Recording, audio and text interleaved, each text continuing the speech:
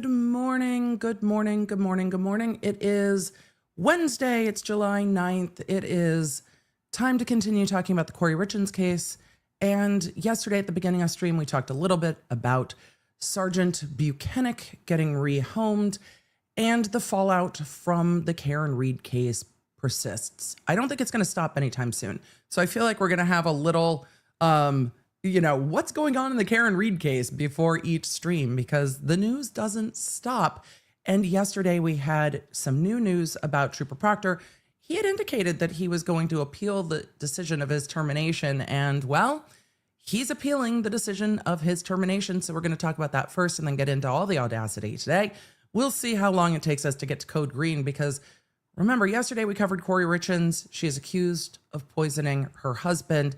Yesterday we covered the 26 new charges of her financial girl boss too close to the sun collapsing, and learned, I think for the first time, that part of the reason she started her business was with a home equity line of credit that she took out against the home that belonged to her husband. It was not part of marital property. It was his home that they were living in as their home without his knowledge. That seems to have also been a forgery, and used the money from that loan to start the business of flipping houses. And aside from the murder case that we have well followed, also learned that she got her best friend evicted from a home.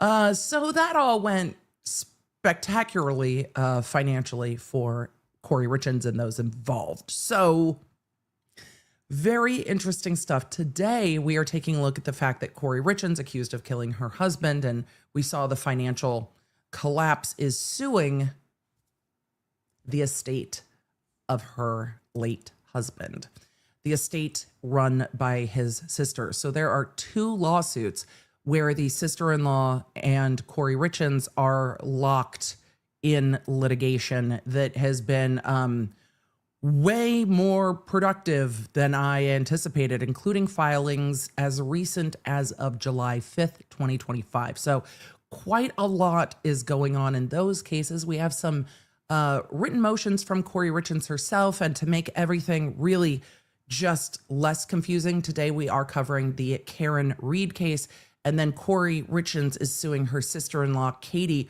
Richins, because Richins is her married name. So all of the women today have the initials KR, so that's going to keep things real easy in the chat. So if you specify anyone by initials in the chat today, I'm not going to have any idea.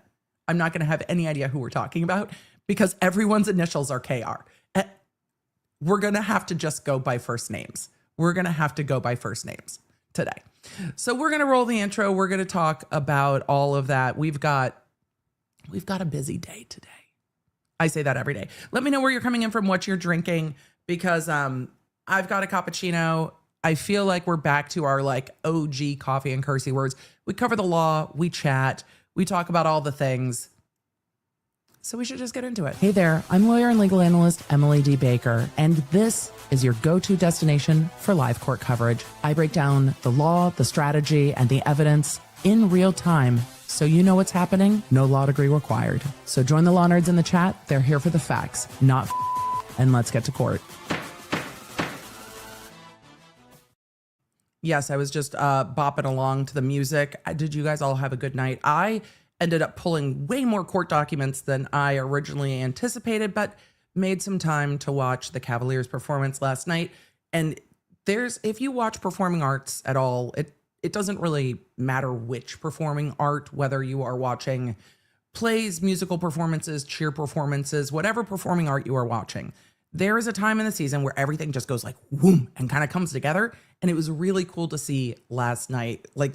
Something gelled within the core. And we've seen this, other cores are having fantastic seasons. This season has been fire, but it was really cool to see just everything kind of just go. They had a couple practice days. They've really strategically planned their tour to have some more practice days in between, and you could just see it gel last night. It was just a great freaking show. It was a great show. Their scores were, look at you guys in the chat. You're like, that's 77. Let's go. I mean, so I'm just it's so exciting to see. It's so much fun to see. It's fun to see shows that I haven't gotten to see yet. Travis and I were texting because he messaged me at, I think it was like 1 a.m. And there are very few things my cell phone announces, but it does announce text messages from my kid. So it was like 1 a.m. when he texted me and he's like, we're at the gas station with the Madison Scouts, another drum and bugle corps. And I'm like, I hope it's a Buc-ee's, otherwise rip bathrooms. And he was like, not a Buc-ee's. I'm like, well, I don't know how one gas station accommodates 2 DCI drum and bugle corps, but he was like, well, it is a pilot. And I'm like, at least there might be sort of enough bathrooms.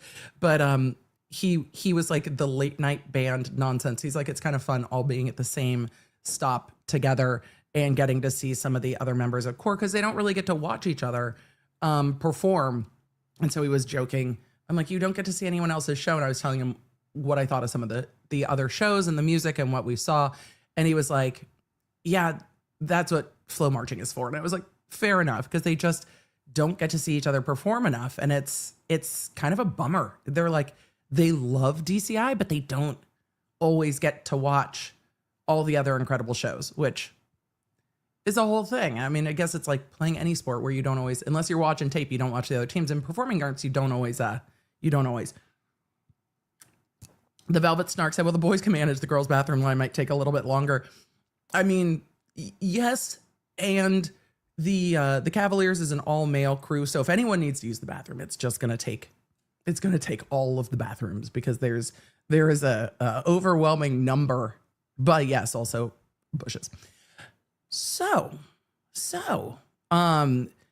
Wendy said, Cavs had a great show day. So did my Troopers. Troopers had a great show day. I need to go back and watch last year's Trooper show. I realized that this year's Trooper show is like a ongoing saga from like the last couple of years Trooper shows. And I need to go back and rewatch last year's Trooper shows as it leads into this year's Trooper shows.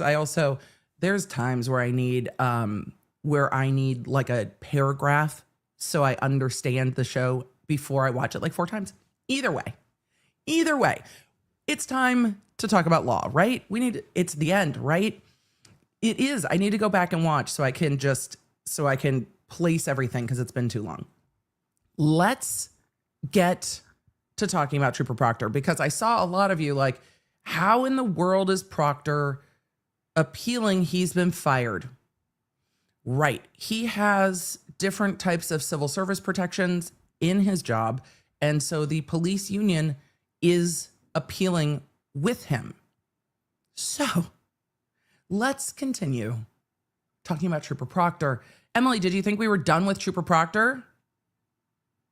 Yeah. I thought we were done with Trooper Proctor.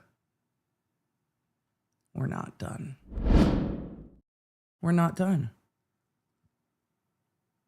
We did troop. Troop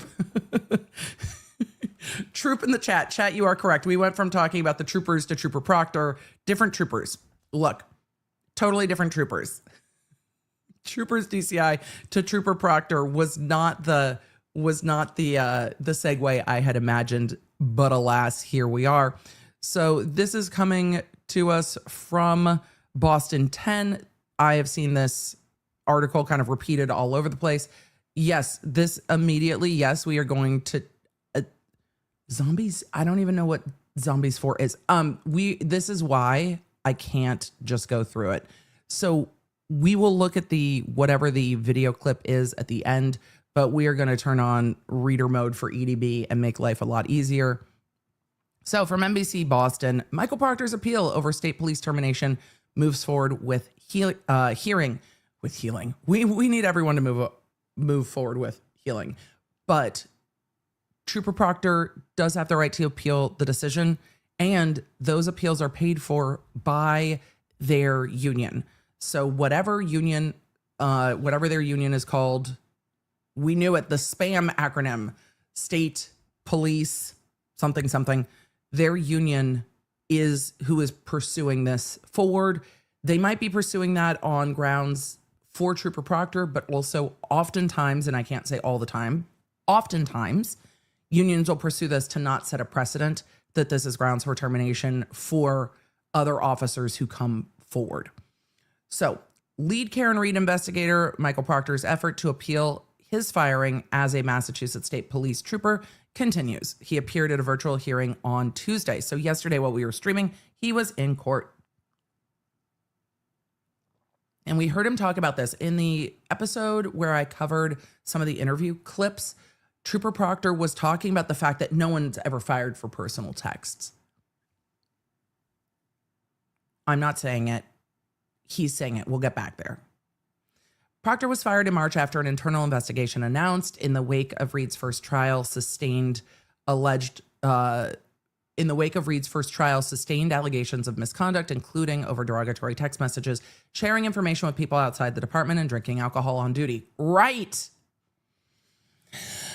It's not just the text. It's like, I think in that episode, I literally said, it's not about the pasta, but it's not just about the text. The texts are the tip of the iceberg.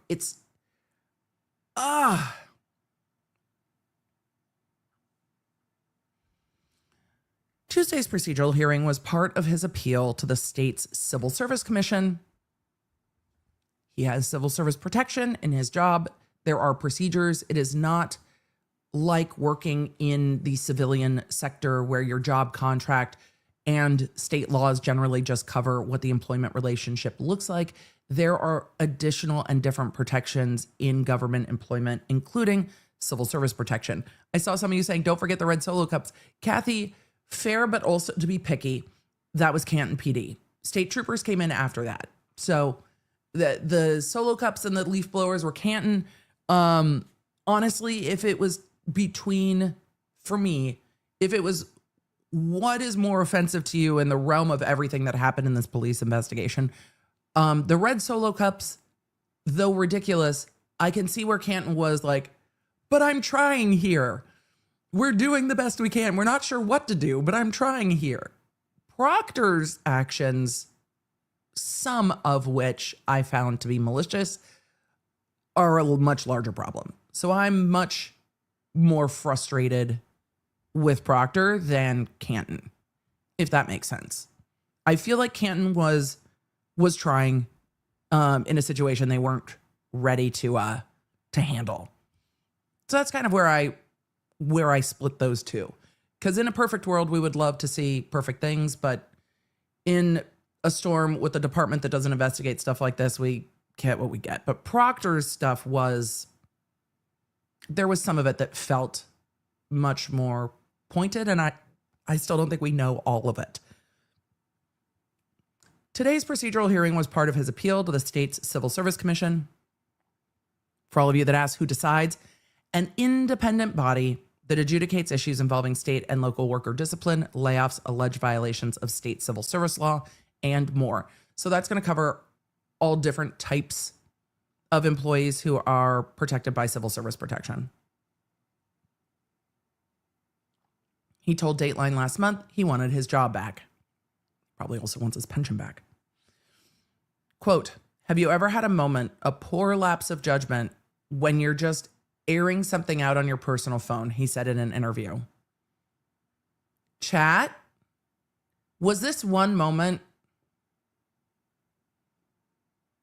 Let me know your opinion. Was this one moment?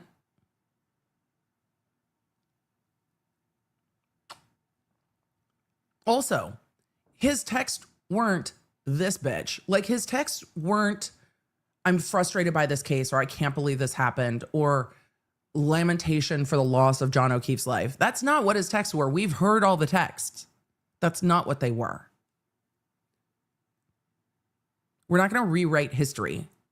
We all watched 2 trials, which I actually appreciate. This is one of the reasons I appreciate cases being open and accessible to the public. This is one of the reasons we need. Emily, you're going to soapbox about why we need cases to be open and available to the public. Yes, because Proctor is trying to rewrite history here. We saw him testify in trial 1. We saw more of the text in trial 2. And those things were witnessed in real time by hundreds of thousands of people. And I'm not exaggerating at that point when you look across all of the places people were watching this trial. So if Proctor was just trying to rewrite history and this all just lived in news articles that won't say the words most of the time in the texts, you lose what happened in the courtroom. What happened in the courtroom and what was shown in the courtroom isn't lost at all because it's all been preserved by this trial being recorded and so public. His quote, "Have you ever had a moment, a poor lapse of judgment, when you're just airing something out on your personal phone?" The law nerds, when they can't call Proctor names in the chat. They're just like, yes, we air out our feelings about you, Proctor, in our personal phones because the mods and Emily, the mods just helped me implement it, won't allow us to call you all of the names. Emily will not allow you to be called the kind of names you were calling other people because the law nerds don't need to do that. Everyone has their feelings. We know how they feel. Their feelings are valid, but we don't need to type it. You didn't learn that lesson. Maybe you should have been in chat. You might have learned. Probably not. If all of you are like, but we think we should be allowed. I know, but if we break the rules for Proctor, we're Proctor. And we're not. So it continues saying state police have said that they were confident the evidence against Proctor was sufficient for civil service to affirm the police chief's decision to terminate Proctor. I don't disagree with them. Colonel Jeff Noble, who leads the department, briefly addressed Proctor's appeal in an NBC 10 Boston interview last week. Okay. He remains terminated at this point, and I certainly understand that he has every right to go through a process, and I understand that that process is ongoing. That process does not include state police. We have nothing to do with this. That goes to civil service. They review our decision. After the launch of the Massachusetts State Police Excellence Initiative to build public trust while enhancing safety, we asked if the initiative... Okay, we asked, everything needs a name, right? We asked if the initiative came out of the Karen Reed case. The hearing before members, they didn't answer that question though. Why are we moving on to a different topic? Did the MSPEI come out of the Karen Reed case? Or others? Or all? All of the above? The hearing before members of the Civil Service Commission on Tuesday afternoon was made public following a request from state police. A commission lawyer told NBC 10 Boston recording was not allowed, but at least somebody could go. And reporters from NBC Boston did go, which I appreciate, because then we get to at least hear what happened. It's interesting that state police requested that it be made public. If they are serious in looking at how to enhance public trust, transparency is probably going to go a long way. And transparency is going to be a part of this. Dressed in a suit and tie, Proctor spoke briefly as the meeting began, saying, "Good afternoon, sir," to Commissioner Chair Chris Bowman. The meeting was procedural, reviewing how the appeal will unfold. A full in-person hearing is scheduled for mid-August. Yep. And checking in on a disagreement over evidence the lawyers for Proctor and state police were seeking in the case. Oh, he might not have no, he probably does have lawyers from his union. The lawyers said they had reached an agreement before the hearing involving a trip to a police facility together to pull records they were seeking. Quote, "The good news is I believe we can work through as much of these discovery issues as exist," Proctor attorney Danielle Moynihan said. I hope I pronounced that properly. I think I'm just defaulting like the actress. "The only downside is I believe it's going to take longer than we anticipated." Former state police trooper Michael Proctor was the lead investigator into John O'Keefe's death. He was fired after unprofessional text messages he sent came to light in Karen Reed's first trial, among other things. Bowman stressed that it would be difficult to postpone the August hearing dates, at least for today. What I'm saying is try and continue these cooperative efforts that we are grateful for. Try to move heaven and earth to get this done. Yeah. Civil service doesn't want this to linger either. They want this to be done. We need to decide what evidence is being presented, and we need to have a hearing. Proctor's lawyers also confirmed to Bowman that Proctor's information has been listed by the Post Commission, which certifies state and local law enforcement officers. The website lists Proctor, who remains certified as an officer in Massachusetts without a law enforcement agency. Right. I don't think he's hireable, even if he is still post-certified. The charges I'm finding against former state police trooper Michael Proctor, as listed by the Massachusetts Post Commission. I'm going to pull that up real quick so we can see that. We can see that post as best we can, because I don't think this is a separate thing. So these are Proctor's sustained findings. This is not just text messages, right? State police, other misconduct. Here are all the sustained findings. Failure to respond to an incident according to established procedure. 3 of those. Other conduct unbecoming. Failure to respond to an incident according to established procedure. Alcohol or drug abuse, 2 of those. Failure to respond. Let's take a look at how they detailed those, shall we? Trooper's participation. Let me make this a little bit bigger. It won't embiggen. We're done. Trooper's participation in an ongoing criminal investigation. Trooper provided information about a homicide victim to non-law enforcement personnel. Provided information about potential investigative steps and police actions related to a homicide investigation to a non-law enforcement personnel. Because some of these went to his friends, some of them went to his sister. Provided information about potential witnesses in a homicide investigation to non-law enforcement personnel. These aren't just texts. Texts were the method in which some of this information was communicated, but it's not just text. Sent derogatory, defamatory, and or disparaging text messages to non-law enforcement personnel about a suspect in a homicide investigation. Consumed alcohol while on duty. Sent derogatory, defamatory, and disparaging text messages about a suspect in a homicide investigation to other law enforcement personnel. Consumed alcohol, and then operated his department-issued cruiser.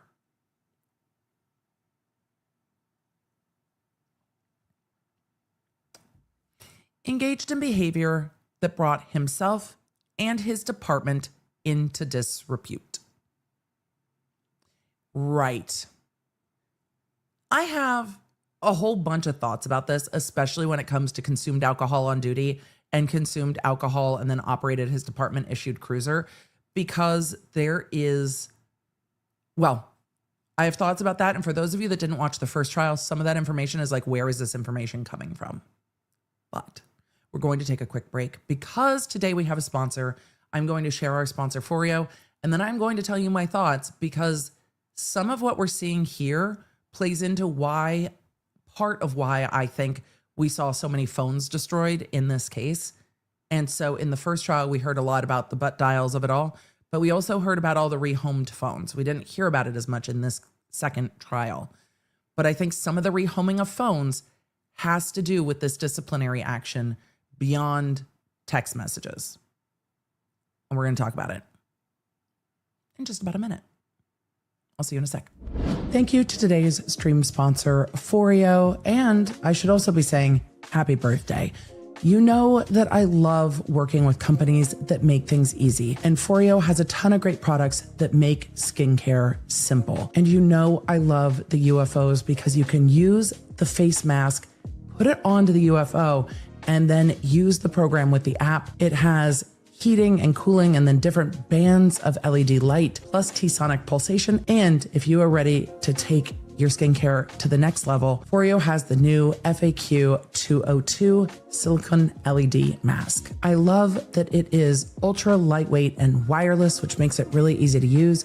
And it's easy to see even when you are using the mask. The FAQ 202 features 8 different wavelengths, including NIR to tackle signs of aging and other skin concerns. And you can use the different programs to target what you are concerned with, whether it is pore size or just strengthening your skin or helping reduce wrinkles and fine lines. I love a product that you can just wear and go. And the FAQ 202 puts together the technology, the skincare, and the easy all in one package. And because FOREO is celebrating their birthday, they have an amazing deal to celebrate with the Law Nerds. So whether it's the FAQ 202 or my other FOREO favorites and their bestsellers, click the link in the description or in the chat and use code LawNerd35 for 35% off all FOREO products. And yes, that 35% off does apply to already discounted items. So you could see discounts up to 50%. Don't miss out on this amazing birthday offer. Use code LawNerd35 and you know where to find that link. Thank you again, FOREO, for sponsoring today's stream.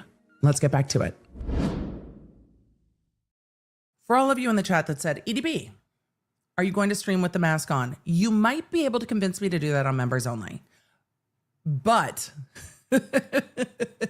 I will wear it while doing desk work and computer work and playing mobile games on my phone, more than I'm going to wear it while streaming. But maybe you can convince me. Maybe, just maybe. We'll see. But that would be a members only. We'll talk about it. So as we are talking about Proctor and the consumed alcohol while on duty and consumed alcohol and then operated his department issued cruiser. If you did not see the first trial, we'll give you the tea in a nutshell. Proctor was out with Albert detective from Canton PD. Albert detective from Canton PD and Proctor had gone down the Cape to investigate something non-Reed related. They had then stopped to get food and drinks and more drinks and then rolled on home in Proctor's police-issued vehicle. I don't know if that's a cruiser. I don't know if that's a SUV. I don't know what his police-operated vehicle is. We know it's not a Ford F-150, so there's that. We know this because when they got to Proctor's phones, there were text messages back and forth between him and Canton PD Albert, not Brian Albert, Canton PD Albert. And Canton PD Albert was like, I'm summarizing. Bro, did I leave my gun in your car? Did I leave my badge in your car? Do you have my shit? Like, I forgot my service weapon. These text messages are what I think prompted this part of the investigation to consumed alcohol while on duty and operated the department issued cruiser. It came up during trial. But the texts back and forth were, dude, where's my gun? And then they were talking about how much they had been drinking. And Albert Canton, not Brian Albert Boston PD, was talking about how hungover he was. So the text messages had quite a lot of evidence of them drinking, operating a vehicle, department issued, and then Kevin Albert, Canton Albert, being so intoxicated that he forgot his service weapon and his badge. It came out during Proctor's testimony in trial 1. But those text messages led to disciplinary action for Proctor and for Kevin Albert from Canton because they got to the phones. I just have to wonder whether or not there's anything to do with the Karen Reed case in Brian Higgins and Brian Albert's phones. Suppose that there's not. Like, let's make the generous argument that Brian Higgins and Brian Albert's phones have nothing to do with Karen Reed. What else might be in there? Because 2 officers were disciplined from a chain of text messages that was like 10 or less text messages long. What else might there be about life, about other cases, about other cops? Like, what else might exist out there? And all of you in the chat are like, isn't he the one that Gallagher said he's not just the detective, he's like the bestest of the best detective that is ever detected? Yes. Yes. 100%. That is, he's like the best of us. Yeah, that. So I just have to wonder if it wasn't just the Karen Reed case that as people are getting rid of their phones, they had on their mind. Because they sure got rid of their phones. And I don't know if it just had to do with this case. Because the drinking and driving your police vehicle didn't have to do specifically with the Karen Reed case. It came up because of the Karen Reed case, but it didn't have to do with that. They were on a different investigation doing something else. However, if you are comfortable enough going out drinking and then driving your department issued vehicle, you're too comfortable. Like, what the fuck? A number of you have asked, why didn't he get charged with DUI? Nobody saw him drinking and driving. And after the fact, it is way too late to charge with drinking and driving. So that is why. But again, if this comes up in front of a jury, is a jury just like, well, everybody's drinking and driving? Well, the jury is only supposed to consider what's in front of them. And everybody else's is not really within the jury's purview. But there's definitely a strong culture with alcohol in all of this. But I can't even with the, yeah, when our work issued vehicle with our work issued guns and badges, drinking seems like a solid choice. Can you not? I mean, no, you can't. Can you not get a Coke? Can you not? Like club soda with lime. What are we doing? If your relationship with alcohol is such that in that circumstance where you have a department issued weapon, a department issued badge, a department issued car, you cannot eat a meal without drinking, I just have some questions. That might indicate that that you might need to evaluate that relationship, because you should be able to have a meal in all of the circumstances when you're not allowed to drink and just not drink. You should be able to do that.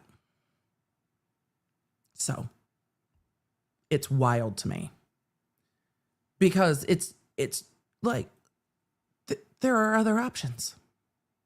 Anyway, this is not just text messages.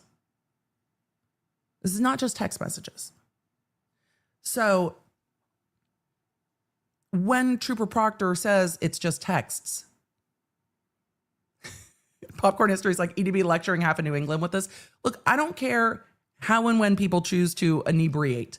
If they are doing it safely, if they're not harming themselves or others, I have no problem with how people choose to inebriate. However, I have so much judgment when you are on duty. All of the judgment, all of it. When you're off duty and you're off for 24 hours or whatever, fine. I also will have judgment if you are off duty for like 4 hours and have to go back to work. You know, like pilots. There's a window.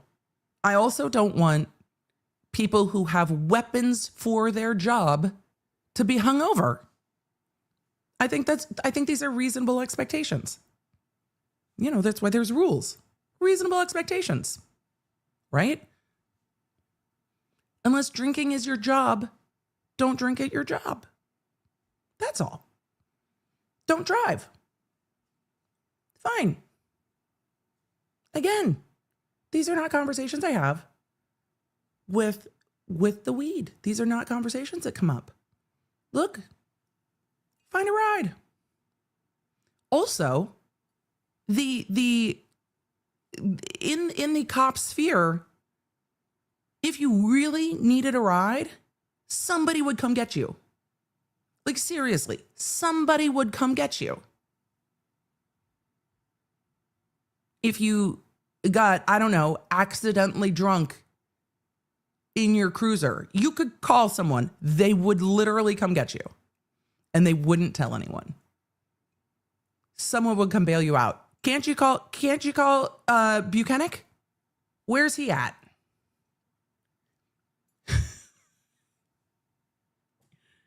All right. Enough of me ranting. I have judgment in this scenario. Don't do this. Also, this is specifically against the work rules. There are jobs where you just can't. Pilot will be the example. When you take people's lives into your hands. Truck drivers. Also, they chose this job. Angela in the chat, this is going to be stuck in my head the rest of the day. Somebody come get her. Yeah, yep. Angela, 100%. 100%.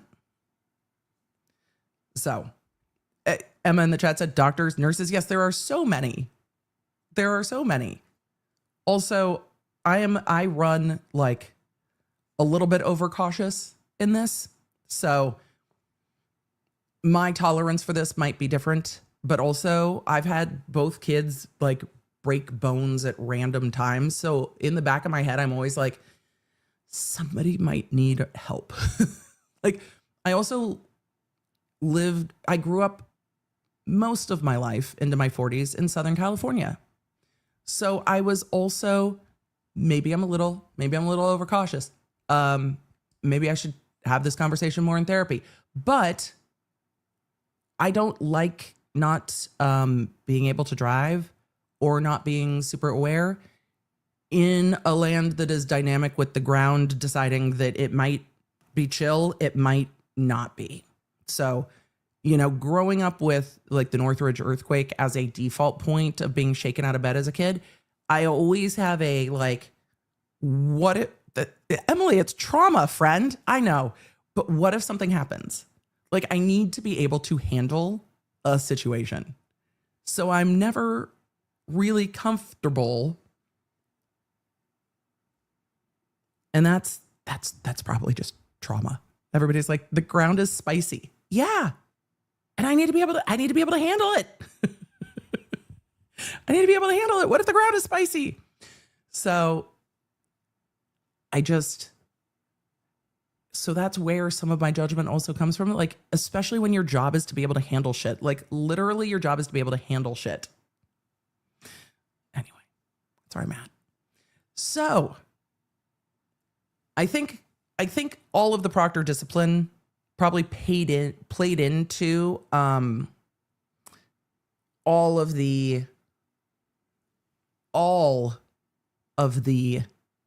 officers who got rid of their phones. And a lot of you are also recognizing in the chat that I did grew up in the age of like, your drink is not safe, which again, with the 90s making a resurgence, your drink is not safe is one of the things making a resurgence, which is also terrifying. But yes, all of it. Emily, it's just trauma, probably. But there are things from the 90s that we don't need to come back. Your drink is not safe is not one of them, but here we are. So be mindful. That's all. Also, people can't spike your weed. I'm just saying. I'm just saying. All right. This I have a lot of judgment for. I do not like at all that Proctor is trying to repackage this as nobody gets fired over personal texts.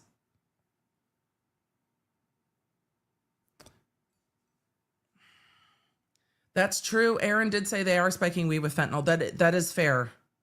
That is fair. That's very fair. Fair.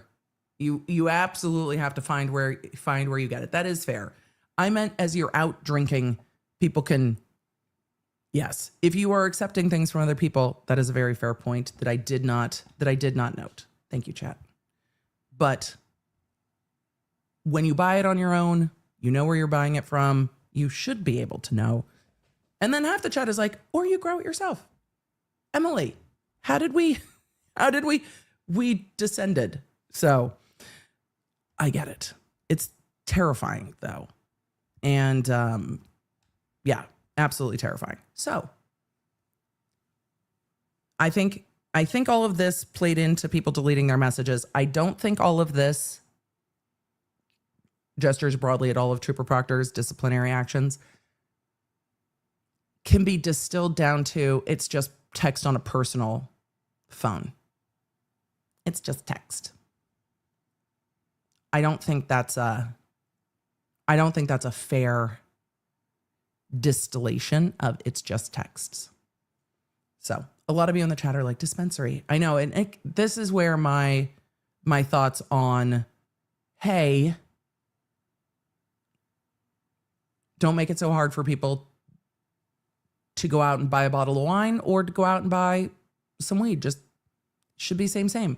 Because if you buy the bottle of wine yourself, it should be safe. If it's not, that's a whole different thing. But I digress. You know how I feel about it. Then again, I live in Tennessee, so, you know, whole other situation. The rest of the US will get there. But these are not just texts. We're going to go to the rest of the article. We're going to go back to reader view for me on the rest of the article. Let's continue. We got past the Massachusetts State Police Excellence Initiative. Yes, we did. The lawyers reached agreement about discovery. Yes, they did. Reed's name briefly came up in a discussion about how to limit the scope of requests for emails to be included as evidence. Don't you just want all? Don't you just want all? Jen Osler in the chat noted, as an ER nurse, I've never seen anybody hurt from the effect of flowers. Booze, let me count the ways. Not dissimilar to my experience as a DA. The issues I saw with weed were very rarely driving. It was more these auxiliary issues, robberies of dispensaries and things like that. It was all money related. It was not actually weed related. It was money and regulation related that we had issues with. So, alcohol, on the other hand. When a police report starts with like, so they were at a house party, you're like, oh shit, buckle up. Reed's name came up briefly in discussions about how to limit the scope of requests for emails to be included as evidence. If you're some of the lawyers in this, aren't you just like, give me everything? Like, give it to me. Just everything. I want everything. Last month, Reed was acquitted of the most serious charges against her in the death of her boyfriend, Boston police officer John O'Keefe, we know. Sergeant Yuri Buchanan, who was a supervisor of Trooper Proctor during the investigation into the murder, is no longer assigned to the Norfolk County District Attorney's Office. The Reed case has caused other fallout. At Massachusetts State Police, Proctor's supervisor, Yuri Buchanan, was reassigned. This is a duplicative paragraph. On Tuesday, there it is. On Tuesday, the department confirmed another trooper involved in the case, David DiCicco, was moved out of the office as well. So that was confirmed yesterday. I had seen a lot of rumblings about it. Y'all had seen a lot of rumblings about it. I had not seen it confirmed, but there it is. Confirmation buried in the last sentence of this article from NBC Boston. I saw the rumors about it, but it's nice to see. It's nice to see that we have some confirmation about DiCicco being moved out. I wonder 6 months from now if anyone at Norfolk DA's office from the state trooper perspective is the same, or if all of the state troopers from Norfolk DA's get moved out, and where we will start to see this cropping up. News organizations asking for confirmation like this, because I cover what happens in court, occasionally tangentially what happens outside of court like this, but I am not an investigative journalist, so I'm not running down sources and asking for confirmation. I appreciate those that do.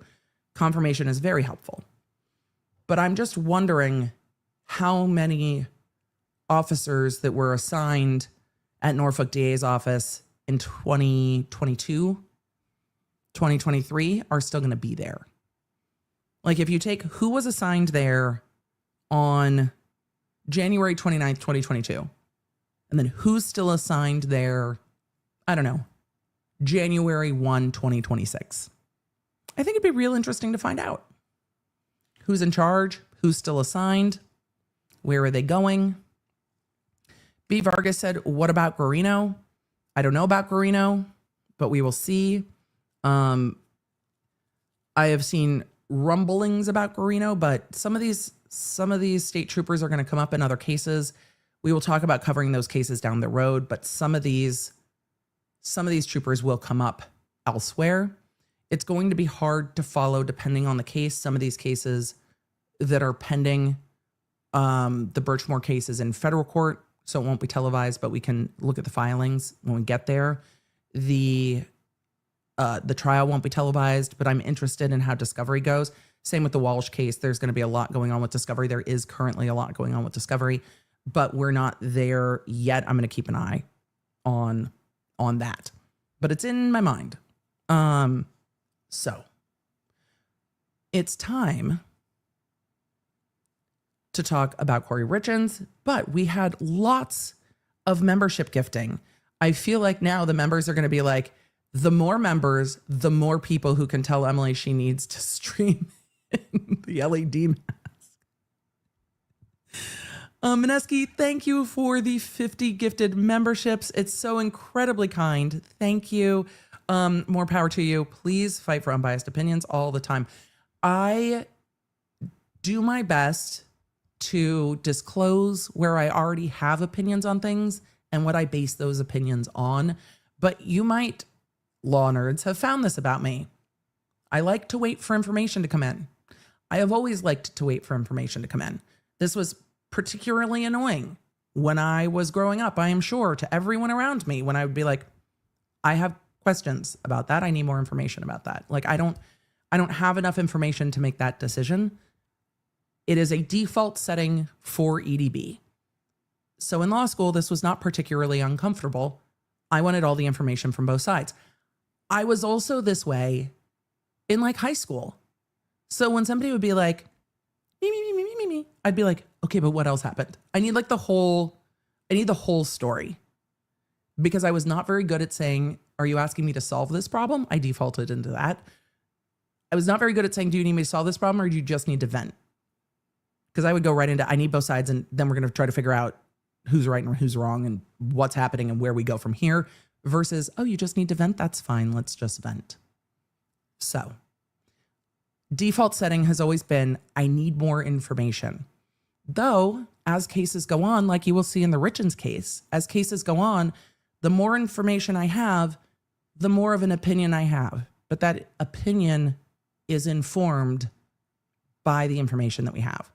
And I'm always open to my mind being changed. And then, if I have been misled, I will be vengeful. If I feel like lawyers have misled me, I will be so pissed. I will be so pissed.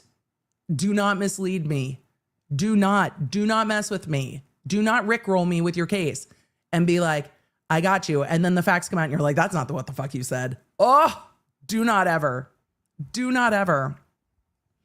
Do not ever. So thank you for all the gifted memberships. It's very generous and appreciated. Let's continue on. Ippy Fluffy's like, Hamilton, I want to be in the room where it happens, the room where it happens. I know. Priya in the chat said, you mislead EDB, you mislead chat. I mean, unforgivable, right? Unforgivable for the lawyers.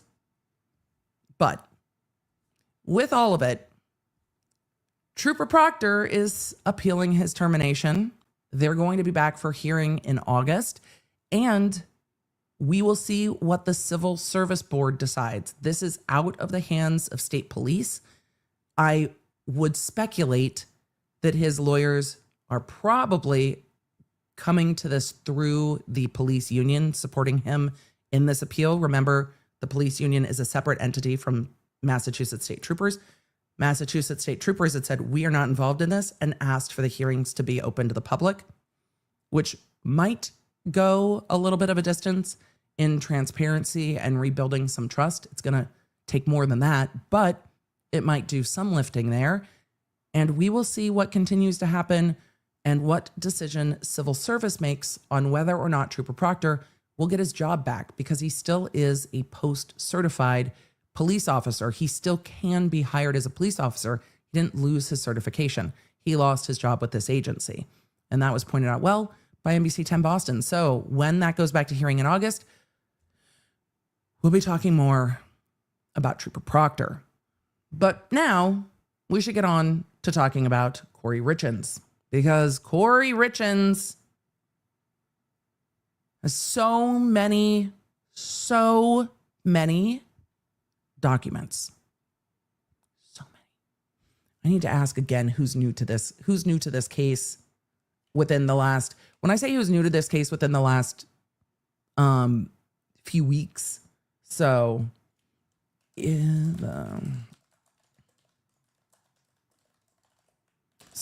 the Richins case new to you within the last few weeks?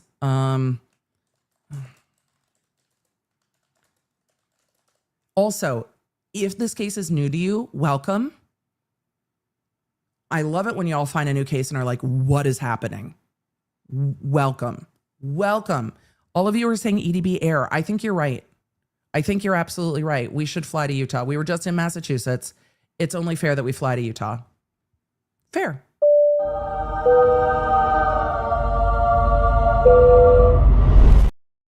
Since we're going to be residing in Utah for the rest of today's stream, it's incredibly fair. The quick rundown on the Kouri Richins case. Kouri Richins was arrested in 2023 and accused of the 2022 murder of her husband. Yes, it took a while for them to arrest her. Yesterday, we went over the 26 new charges against her, which are in the mortgage fraud, forgery, money laundering realm, but they are interwoven in time with the charged attempted murder and murder of her husband, Eric Richins. Eric Richins, before the attempted murder and murder, had discovered, based on allegations from the prosecution, that Kouri Richins had taken out an unauthorized home equity line of credit on his home that they were living in. This was a home purchased prior to marriage that, per the premarital agreement, was separate property, but she had taken out a loan on it and used that $250,000 loan to start her real estate business without his permission. When he found out about that, the prosecution alleges in 2020, he started meeting with a divorce lawyer and setting up a trust to protect his assets and his children, and took Kouri Richins off as beneficiary. So they were still married, but he removed her as beneficiary on his life insurance policy and made sure that his business, he ran a company with a business partner, a stonemasonry company that was, by all accounts, doing very well. That was put into the trust so she wouldn't get a part of it. The home was in the trust, even though it was separate property in the premarital agreement. It was put in the trust. And his sister, Katie Richins, because Richins is Kouri's married name, was put in charge of the trust. After the murder of Eric Richins, Kouri Richins discovered that she was not the beneficiary of the largest life insurance policy, that the home wasn't going to her, and she was not entitled to half of the business. In the premarital agreement, we saw this yesterday, and we've seen this in other documents in the case, it indicated that she would get Eric's half of the business if he predeceased her while, and that's a legal term, but if he passed away while she was still alive and they were still married. So we talked a little bit about the walk the dog letter yesterday. We're going to talk about these lawsuits. And then after we talk about the lawsuits, we will get back to the walk the dog. I just stabbed myself in the face with my fingernail. We will get back to the walk the dog letter, because the walk the dog letter talks about the sister-in-law, and we are going to have more context for that now with the pending lawsuits. There are two of them that are the main lawsuits we're going to talk about. There's also a separate probate action we're not going to talk about much. This is an area of law that is deeply specific. Deeply specific. We're going to go through the filings And in one of the cases, we're going to go through a lot of court orders. These cases are all being handled by the same judge that is handling the criminal case, which is unusual for me. A lot of criminal judges in my jurisdiction, California, that are handling criminal matters. If you brought, I need to ask Judge Abby what her exact response would be. If you brought a civil lawsuit dealing with probate to a criminal judge, they would look at you like you were suggesting, I don't know, the unimaginable. They would just blink at you and go, what? You want me to do what?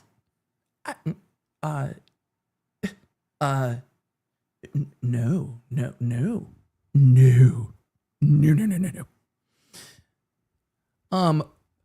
W. Austin Law SLF said, is she the one that wrote the children's book afterwards on grief? That's the one.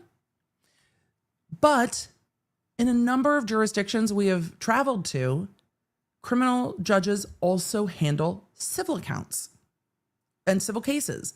We've seen that with Judge Cannoni, who they rotate between handling civil cases and handling criminal cases.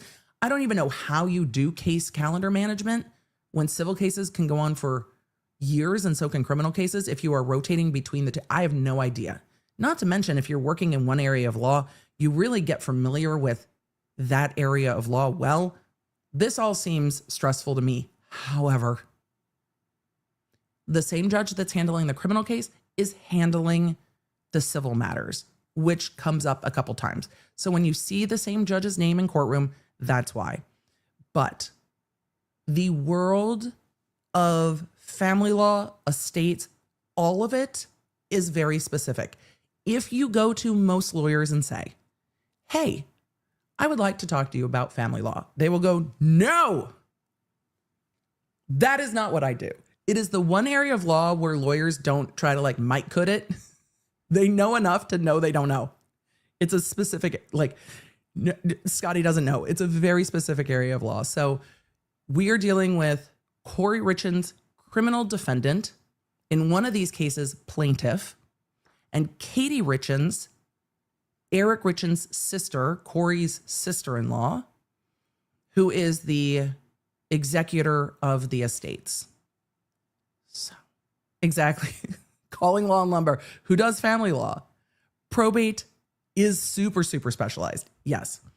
And Anna H. said, Emily, estate trust probate paralegal here. This case is fascinating. Oh, buckle up, Anna. And everyone who this is your area of law, we'll talk all about it. For Angela, just to alleviate the anxiety, there is no actual dog in this scenario. The walk the dog letter is it is a euphemism. No actual dogs. I don't know if there was a family dog, but if there's a family dog, it's probably also with Katie Richins. So we're going to take a look first at the estate versus Kouri Richins and mother et al. That I will colloquially, we will shorthand this one as the accounting part. This, as a broad overview, is the estate saying, hey, third A, baby, you got my money. Say, hey, it's an accounting case. Who distributed assets of the estate? Do those assets need to come back to the estate? Hey, that's not your money. That money goes back to the estate. So the accounting, the money part is the first one. Who gets what is where Kouri is suing. That's the second one. Money first, who gets what second. So the estate sues Kouri and her mother for an accounting. So I'm going to pull up the first complaint where they loop in Kouri's family. That's the first one. So we're not going to look, and we have covered the original complaint. It was ages ago. I think we covered some of the amended complaint ages ago. We're going to just do it again because so many of you are like, girl, what? I know. And we know a lot more information now. So if it is duplicative of us covering it a year plus ago, so be it. We're talking about it anyway. This is the first amended complaint that we're going to pull up. Let me find the date that this was filed real quick, because it's been a minute. July 12th, 2023. So 2 years ago, going on 2 years ago that this was filed. As a side note, if you're sitting there thinking to yourself, Emily, how is this going to proceed? Well, the criminal trial proceeds. Yeah. I'm going to, spoilers, a lot of it gets stayed. There's a lot of litigation, and then it all hits a wall because we've reached the point where Kouri can't be deposed.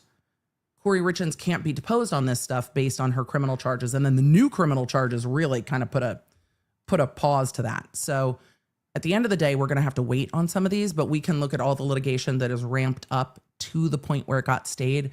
Some of those requests for stays were just filed this month. So we're not all the way there yet.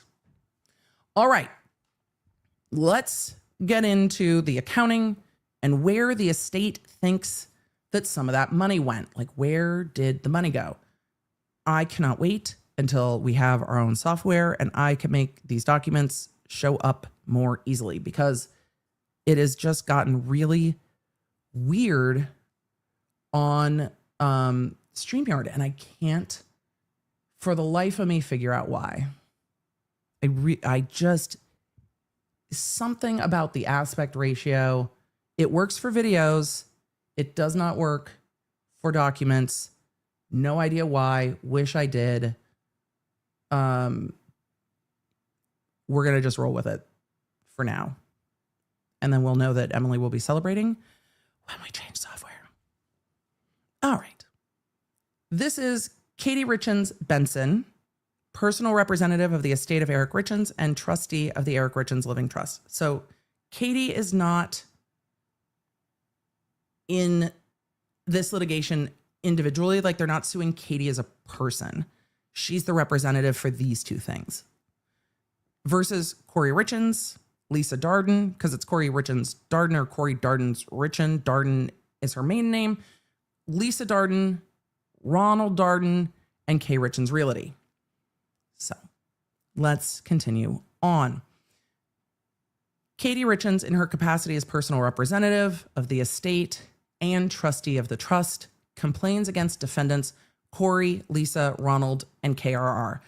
In most cases, I would have criticism for calling everyone by their first name.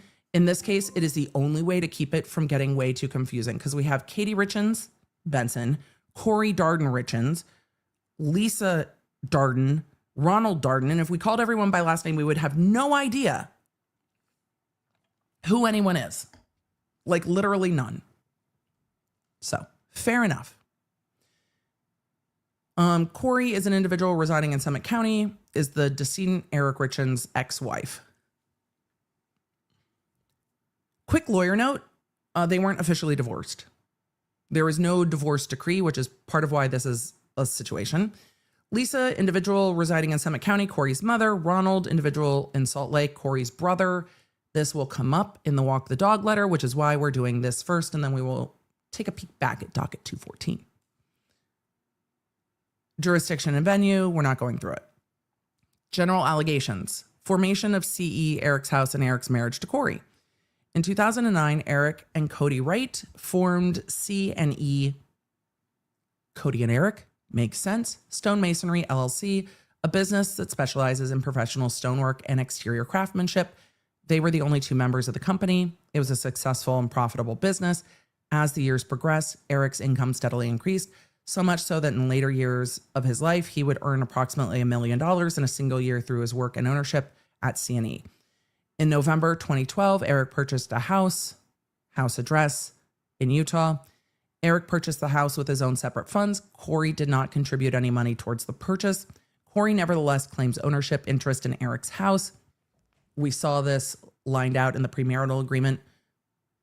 The house was Eric's sole property prior to the marriage and remained Eric's sole property throughout the marriage. As set forth below, Eric transferred the house to trust on or about November 3rd, 2020. This, remember, we saw discussed in the criminal allegations yesterday explaining where Eric's property was and potential motives of Kouri. Before they got married, Eric and Kouri entered into a premarital agreement June 15th, 2013. We also went over that in other content. We'll talk about it as it applies here. Again, we talked about it yesterday too. The PMA provided, among other things, that Eric's interest in the business would remain Eric's sole property, not marital property that she is entitled to, would be his sole property unless he predeceased Kouri and owned the interest at his death.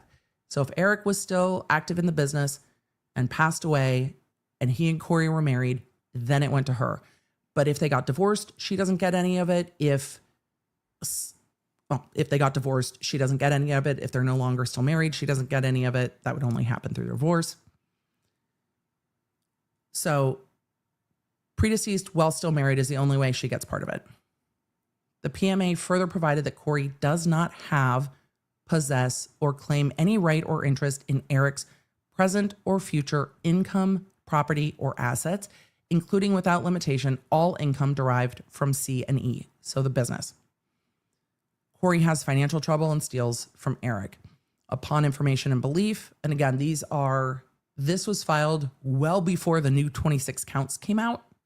So some of the things that come up in discovery in the criminal trial are going to be things that the lawyers in these cases are going to also be seeking from the banks and what have you. Starting as early as 2016, perhaps earlier, they allege Kouri began having serious financial troubles. Kouri formed KRR on April 26, 2019, in order to facilitate her business of buying and selling, flipping houses. Upon information and belief, Kouri began stealing money from Eric to help infuse the business with money and to otherwise attempt to address her financial troubles. Kouri hid from Eric the fact that she was stealing money from him. Upon information and belief, Kouri was taking money from Eric's bank accounts and running up debts on credit cards in Eric's name without Eric's knowledge. By the end of 2021, KRR, the business, which she was the sole owner and representative of, so we're not going to go down a rabbit hole of piercing the corporate veil, etc., but these debts aren't just going to magically go away. Well, prison might alter that, but these debts are just not going to go away. KRR was approximately $6 million in debt at the end of 2021. KRR's bank account was overdrawn by over $22,000.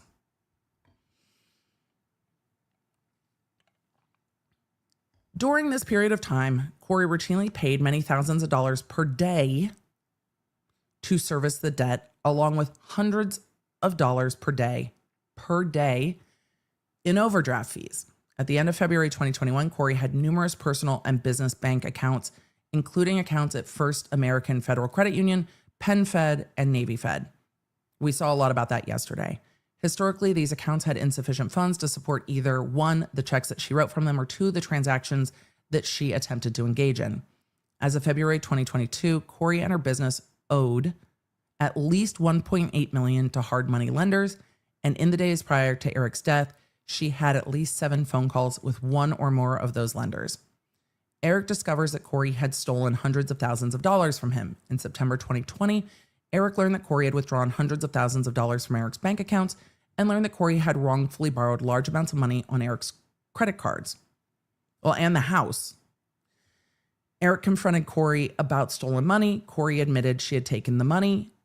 This is on information and belief. I don't know where this information is coming from. This might be hearsay of what Eric told the sister. We'll see more of this come out in the criminal case. Criminal case in this case have different standards, but this is in the civil actions. The amount of money stolen from bank accounts is estimated to have been in the excess of $200,000. Also, if all the criminal stuff goes forward first, a lot of this is going to be moot because it's all alleged there. So some of this will be proven. And if it's criminally proven, it's going to be much easier to move forward with the civil stuff. The difficult part is, where will you get any money from to rectify this? Because ultimately, the individuals at the end of this chain of where the money should go are Kouri and Eric's children. That's who's at the end of this. Like when you're thinking about why they're fighting over where the money should go, at the end of this are Kouri and Eric's children and where that money should go, and who the trust was set up to benefit is Kouri and Eric's children, who should have the money because by all accounts, it seems that they are going to be without their father and without their biological mother. And so having the money to support their future is a minimum of something that might make their life easier. Goes on to say the amount of money wrongfully charged to Eric's credit cards is estimated to have been in excess of $30,000. Here's the house. Fraudulent power of attorney. Y'all were asking about this yesterday. How the fuck did she get a power of attorney to just take money out of a house that's not in her name? How does someone just do that? How do you just like call up a bank and be like, so like, I have this idea and I want to buy houses and flip them. I'm a real estate mogul. Very full service. And I need cash to do that. But I don't own a house, but I live in a house. So it would be great if I could have like $250,000 from the house that I live in. I mean, I don't own it, but my husband does. And then I want to put that in my business. That would be super awesome. Lol. Thanks. So Kouri girl bossed her way into a fraudulent power of attorney and got a home equity line of credit against his house, as alleged. In September 2020, shortly after Eric discovered the stolen bank account money and the fraudulent credit card charges, Eric discovered that Kouri had fraudulently borrowed $250,000 using a forged power of attorney. On or about May 8th, 2013. Why does this all happen around my birthday? She got arrested on May 8th. She got arrested on May 8th, 2023. 10 years later. Weird. On May 8th, 2013, Eric executed a certain durable power of attorney wherein Eric purportedly appointed Kouri to serve as his attorney, in fact, as to certain subjects.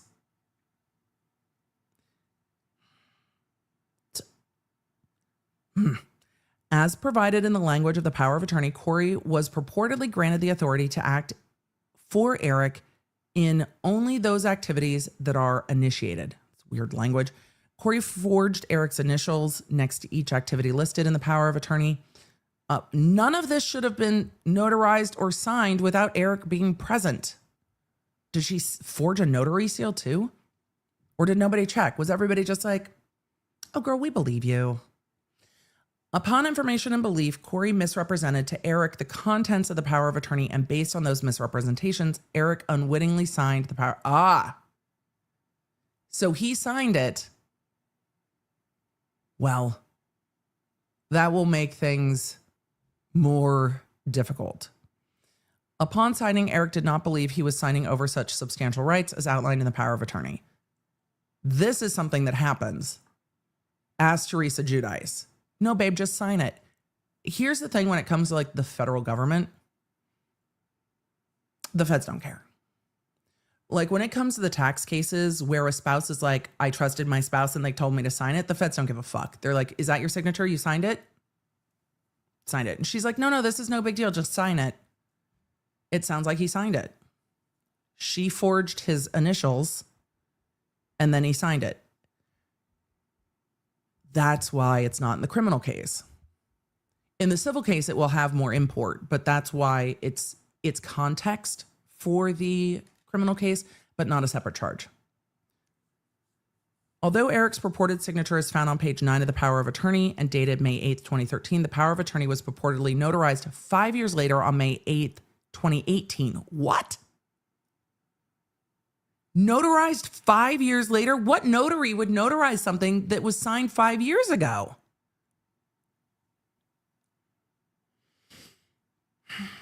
Upon information and belief in or about March 2019, without Eric's knowledge or consent, Kouri opened with TCF National Bank a revolving line of credit with an available credit limit of $250 and drew down the entire $250. I've got so many more questions and I don't have time, but I have so many more questions. Like, you can't notarize this. Did she forge the notary? I have so many questions. Okay. Upon information and belief, because no notary would ever. Upon information and belief to obtain the fraudulent $250,000 loan, Kouri provided the power of attorney to the bank and materially misrepresented that Eric had 1, signed and initialed the power of attorney, 2, consented to her applying for and obtaining the fraudulent loan. What bank is just like, oh yeah, girl, we believe you. Husbands, men, we have to just take care of them. They don't. What is happening? This is not how this should work. Look, when people doing their job have to do all the picky, like, yeah, but we need him here. And it can be annoying, right? There's times when I'm like, hey, Dr. B, can you call about this? And he's like, oh, they need you to authorize this. And I'm like, can I just authorize you as a user on the account? Like, what even happened? They're doing their job because they need to do their job because shit like this happens. However, fraudsters tend to be incredibly charming and persuasive and just be like, oh, but I'm just taking care of it.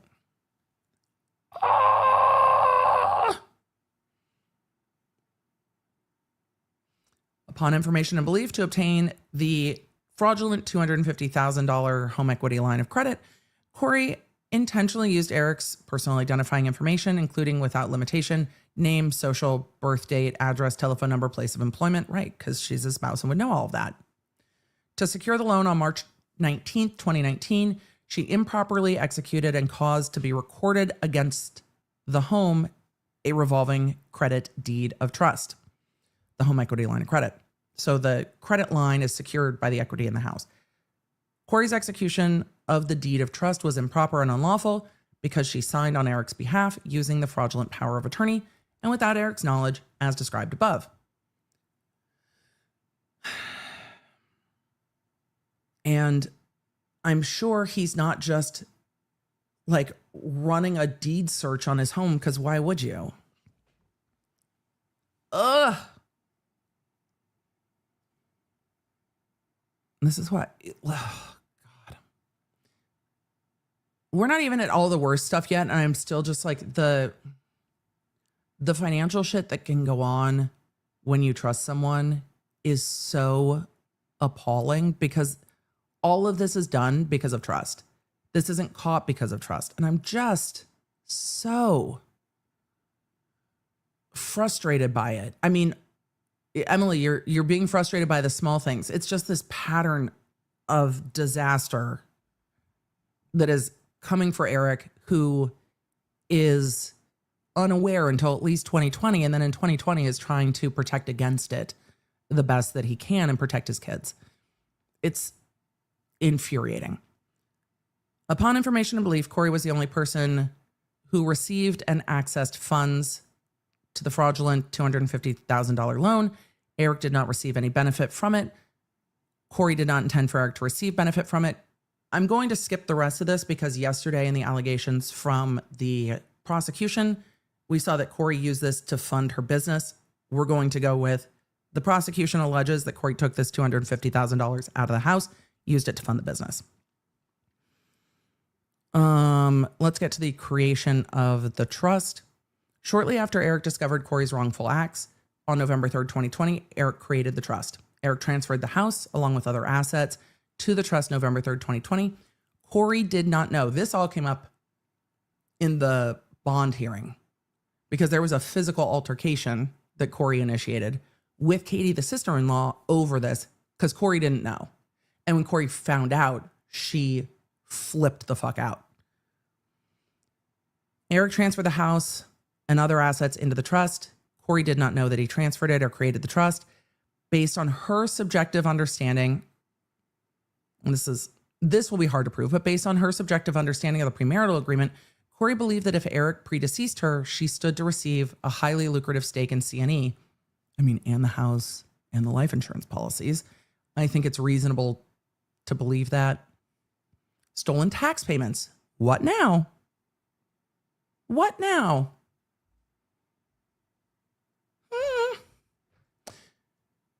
Eric and Cody, the business owners, agreed that CNE would make periodic distributions to Eric and Cody to pay Eric and Cody's individual federal and state tax obligations.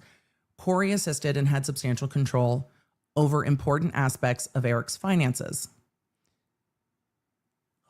If any of you have worked in, like, this happens in dental. I actually had a few victims when I was prosecuting that were in the dental field where they would have a spouse or a trusted family friend as the office manager, but that person would also like act as the bookkeeper. I know it's annoying to have a bookkeeper separate from a tax person, separate from an office manager. I know.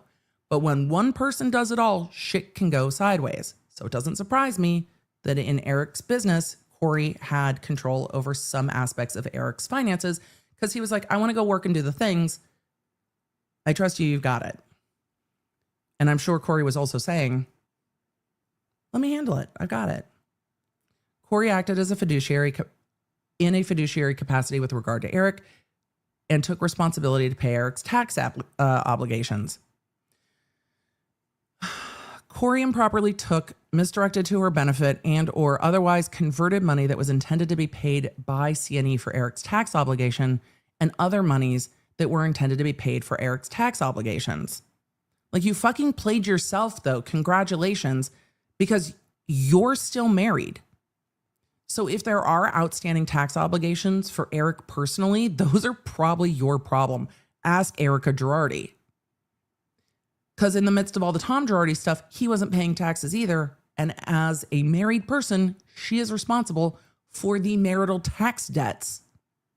You played yourself. Federal tax payments.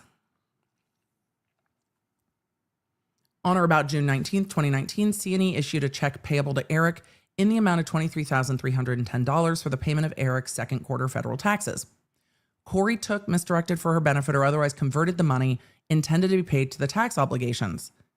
In September 2020, Eric's accountants specifically asked Kouri if the tax payment had been made.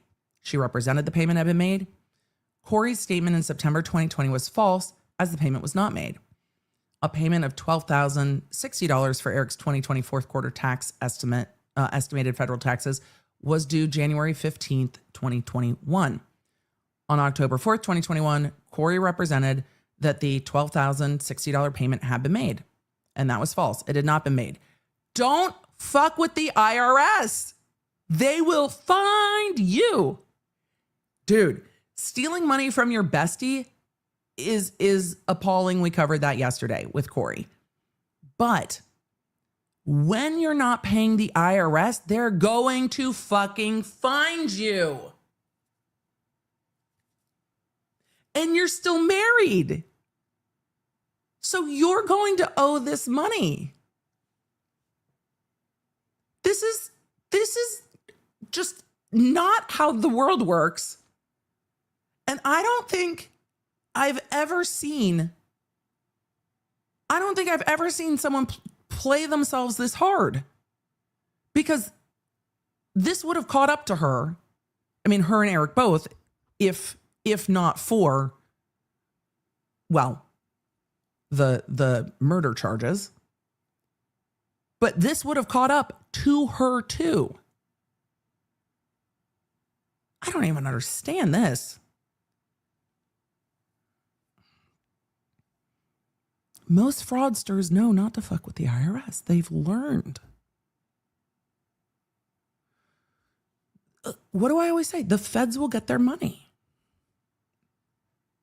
And we'll go to lengths to do it. Okay, so 2 different tax payments to the IRS, quarterly estimates that didn't get paid. Over $23,000 in one instance, over $12,000 in the other instance. Oh, but wait, there's more. Emily, keep reading. November 23rd, 2021.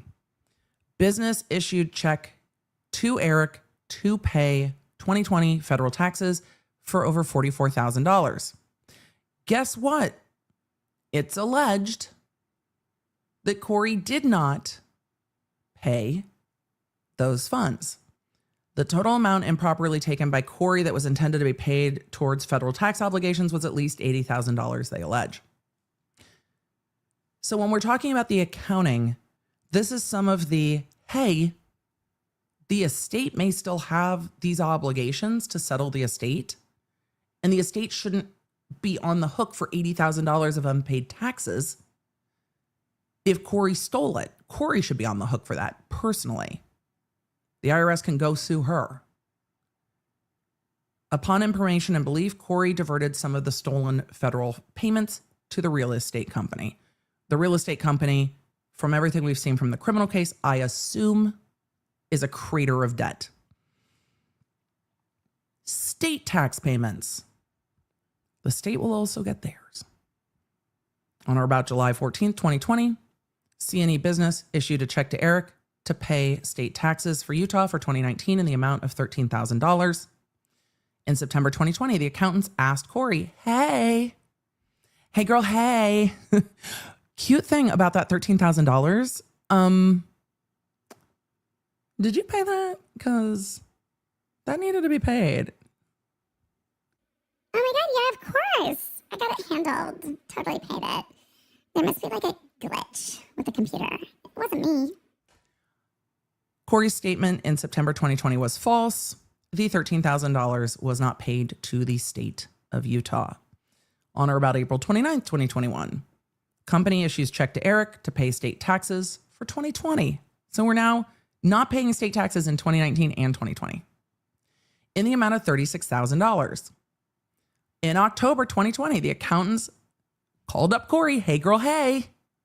So about that $36,000 to the state of Utah. Did you pay that? Oh my God, yes, so weird. I totally paid that to the state tax board. Yes. Weird. I can't believe, are they saying that I didn't? Because I totally did. Why is no one asking this girl for receipts at this point? Kouri represented to accountants that the $36,000 had been paid. They alleged that that statement was false. It, in fact, had not been paid. On to 2021. On or about November 23rd, 2021, company issued check to Eric Richins to pay Eric's Utah taxes for 2020. All of you are going to be like, Emily, there's less. Yes, construction, I imagine, in Utah as elsewhere took a big old pause in 2020. So the amount of $5,322 to pay the taxes. They are alleging that that was not paid. Upon information and belief, on or about June 23rd, 2022, Kouri paid $50,000, $342 towards delinquent state tax payments, leaving an estimated $3,980 plus penalties and interest in an amount to be determined. So this got to the point where the state of Utah was like, excuse me, we're going to come for you. So now not only are you, this is so dumb.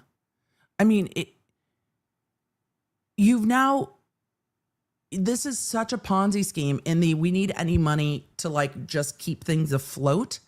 But the amount of penalties and interest and fines you're going to pay to the state, wild. And why is the accountant for like the third year in a row just taking her word for it? The accountant's like, I don't want to start trouble at home. Well, start trouble. Ask for receipts. The total stolen federal tax payments and stolen state tax payments are at least $134,000, of which $84,000 plus penalties and interest is still owing. This is part of why we're here, right? If you're the estate, you're like, fuck no, I'm not paying that. $84,000 plus penalties and interest, which are going to be so incredibly high. If you're the estate, why the fuck should that come out of the estate? That shouldn't come out of the estate. That's on her. I understand why the estate is fighting over this money and saying, no, fuck it. Go sue Kouri. Not on us. I appreciate the estate for fighting this. Kouri misrepresented to Eric that the stolen tax payments had actually been applied to Eric's tax obligations and or hid from Eric the fact that Kouri had diverted the stolen tax payments for her own benefit. Again, once they have all of the bank accounts, it will be easy to find where this money went. Tracing money through bank accounts isn't that hard. And Kouri's, it doesn't seem to be that clever in doing it. People think they're clever when they get away with something for a little bit of time, but in the world of finance, it's going to come back around. It might not be next week, but it will come back around. By the end of February 2022, Eric and Kouri's unpaid federal and state tax liabilities exceeded $190,000. Life insurance fraud. Eric and his business partner, pursuant to the terms of a separate buy-sell agreement, purchased life insurance policies on each other's lives. Completely standard. I think any partnership attorney would say, if you are going to be in a partnership and your partner is working in the business, physically working in the business, life insurance on the other person that pays out to the business is not just a good idea, but almost invaluable. I would also say own occupation insurance. When people are starting businesses, they don't want to hear to pay insurance companies a bunch of money, but lawyers are like, protect first, ask questions later. This is a good idea. In the event that one predeceased the other, the surviving partner would use the life insurance proceeds to purchase the deceased partner's interest in the company from the deceased partner's estate or trust. This makes very good sense. Yay, lawyers. This is wise. Do this. They each purchased from New York Life Insurance. Hello, New York Life Insurance. $2 million policy on the other. Cody's sole beneficiary on the policy. Cody was the sole beneficiary on Eric. Eric was the sole beneficiary on Cody's. This makes perfect sense.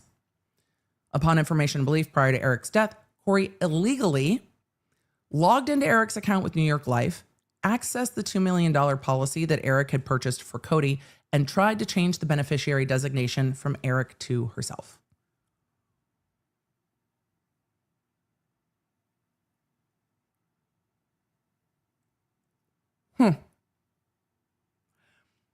Upon information and belief, within moments of making that change, Kouri changed the beneficiary designation back to Eric, changed it again to herself, and changed it back once more. New York Life Insurance System flagged the rapid repeated changes, prompting the agent to contact Eric and Cody. At least somebody's system flagged something. New York Life Insurance, contact Eric and Cody. Neither Eric and Cody had made any changes to the designation, nor authorized anyone to. Between 2014 and 2022, Kouri obtained several policies of insurance on Eric's life. In total, these policies provided over $1.5 million of coverage in the event of Eric's death.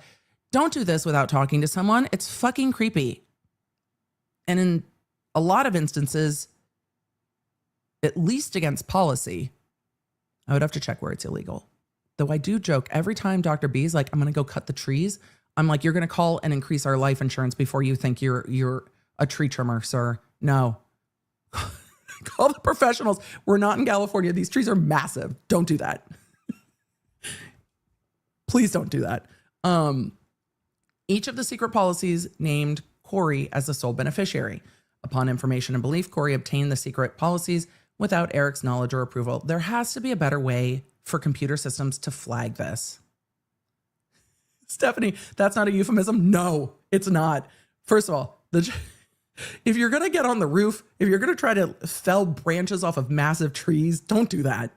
Just don't do that. Leave it to the experts. We're not teenagers. We don't bounce. Don't do that. Even Christmas lights. Someone has a bigger ladder. We're not teenagers.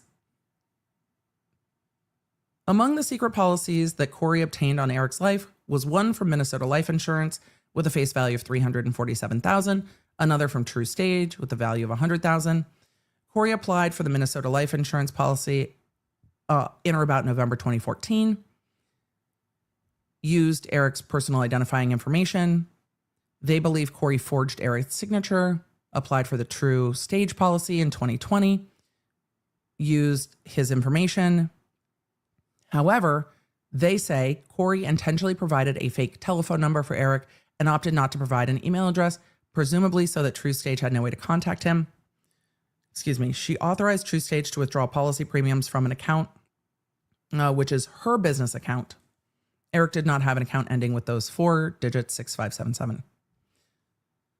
Kouri directed TrueStage Insurance to send all documents pertaining to TrueStage to a P.O. box. The P.O. box is Kouri's P.O. box. Eric did not have a P.O. box.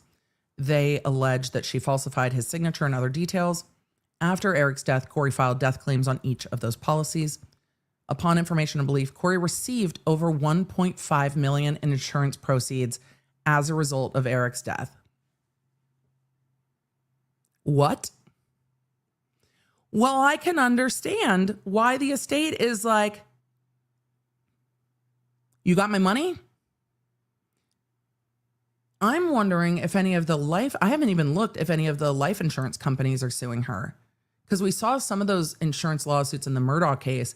I wonder if any of these insurance companies are trying to sue her as well for the money. They legally probably have grounds to do that. Grounds. I wonder what the policies say. Emily, we can't digress. But if the life insurance companies aren't going to sue her to get back the $1.5 million, it should go into the estate to repay the estate for the money she took from the estate. This is more tea than is in the suit, the criminal lawsuits. I didn't know she got funds. She got funds? Well, where the fuck did it go? By the foregoing actions, they say, regarding life insurance, including the allegations pertaining to the $2 million buy-sell policies and the secret policies, are hereinafter referred to as the fraudulent life insurance activities. Kouri purchases illicit fentanyl. We went through all of the Maverick gas station of it all yesterday in the criminal allegations. I'm going to skip some of that. Not all of it. I'm not going to skip all of it. Valentine's Day 2022, Kouri made Eric a sandwich and placed it on the seat of his truck alongside a supposed love note. When Eric ate the sandwich, he immediately broke out into hives and had trouble breathing. He later told at least one friend that he thought Kouri had tried to poison him. Shortly after Valentine's Day, Kouri told the dealer that the first batch of fentanyl was not strong enough and she needed something stronger, which we saw alleged yesterday. Eric's death on March 4th, 2022. We saw the details of this yesterday. If I see any different details, I will point it out. Let's talk about the interviews real quick. Kouri made the following statements. On March 3rd, around 9 p.m., Kouri and Eric were celebrating her closing on the purchase of a new house for her business. During the celebration, Kouri made Eric a quote-unquote Moscow mule in the kitchen and then delivered it to Eric in his bed. There are now conflicting stories from Kouri about whether it was a lemon drop or a Moscow mule or whatever. The only people in the house at the time were Kouri, Eric, and their 3 young children. We saw these statements yesterday that Kouri went to bed with Eric, then went into one of the kids' rooms, then went back to the room.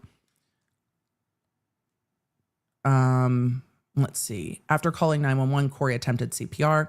Contrary to Kouri's statement that she left her phone in the bedroom, her phone call data records and carrier records indicate that the phone moved multiple times during the night. So the cell phone dump, including at 10:30 p.m., 3:08 a.m., and 3:20 a.m. Kouri locked and unlocked the phone at least 4 times between 3:07 a.m. and 3:19. At 3:08, the phone moved approximately 240 feet. Kouri deleted the phone's search history, call registries, and numerous text messages that she had sent and received in the late hours of March 3rd and early hours of March 4th. Authorities later learned that the person with whom Kouri had been texting that night also deleted the same messages. When EMS performed CPR, they observed that Eric began to foam, an indicator that no one had performed CPR previously, so indications that there had been lies from Kouri. The autopsy and subsequent toxicology testing confirmed that Eric died of a massive fentanyl overdose, 5 times the fatal dose. And we went through a lot of that yesterday and before.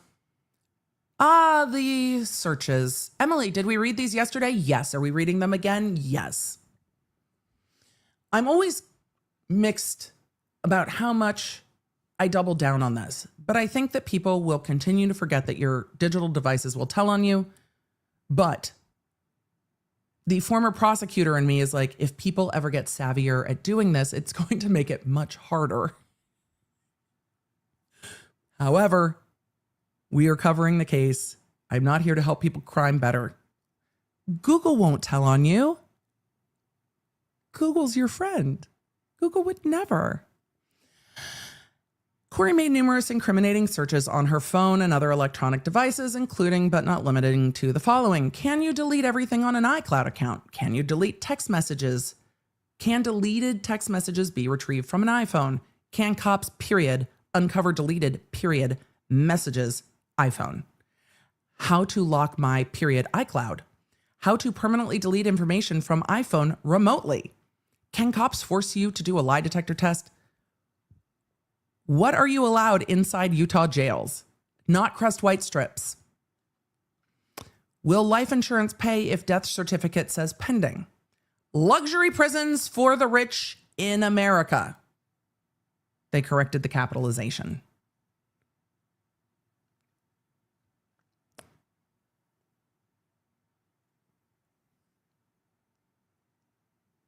That's not a thing. That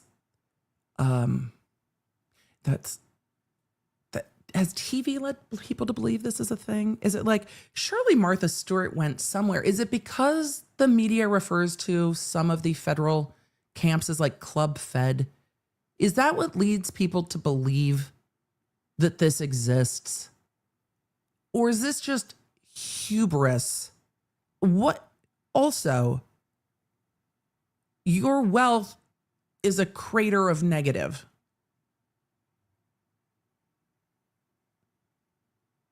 And you're not committing federal crimes. Also, just because they call it Club Fed, it does not mean it's luxurious.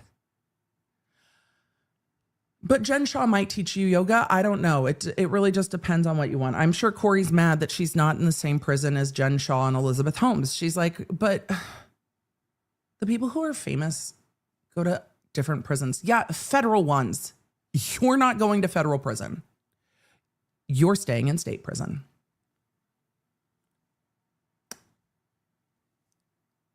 Ask Donna Adelson how she feels about state prison.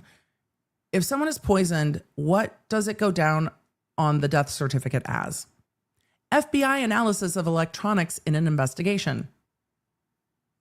Remember, everyone, that the FBI was working on cracking her phone. How did she know that? But the FBI was working on cracking her phone. Is Find My iPhone ever wrong? Dear Diary, is Find My iPhone spying on me? Can FBI find deleted messages? What does FBI do with electronics for searches? Can the cause of death be changed on a death certificate? Chat knows the answer to that. Chat knows. Chat knows. Why would the FBI be involved? The FBI! What is considered a lethal, period, dose of fentanyl? Detective Jamie, period, Woody, period, relationship, period, 2, period, Richins.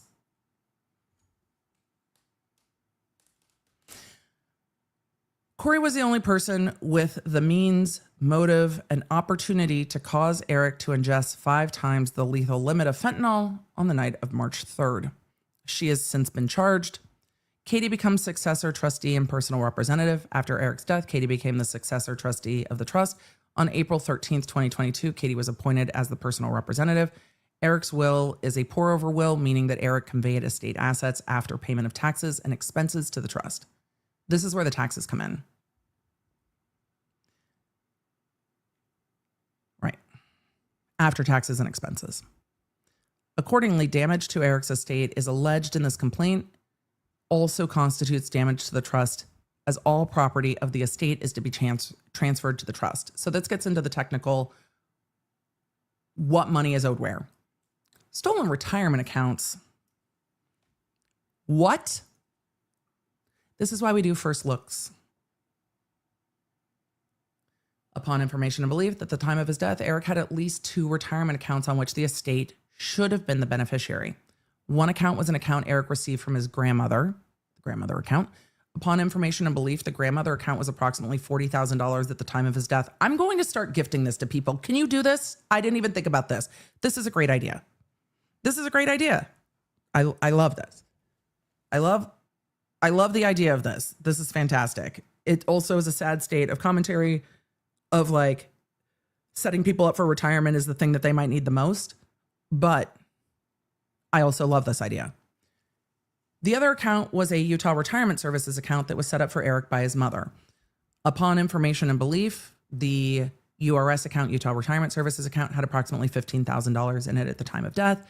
Upon information and belief, Kouri wrongfully or fraudulently obtained payout from both retirement accounts. When? She took both retirement accounts?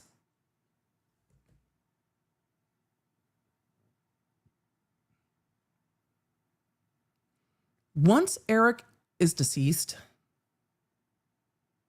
I can't wrap my head around the fact that the money in the trust is set up for their children.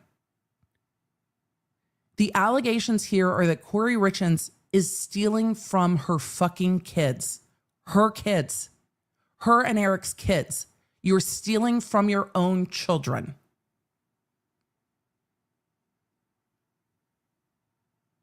Emily, they're alleging that she murdered her husband because of debt, and you're shocked about this. You're right. I shouldn't be. But when it is so black and white in the allegations, it's just thing after thing after thing after thing.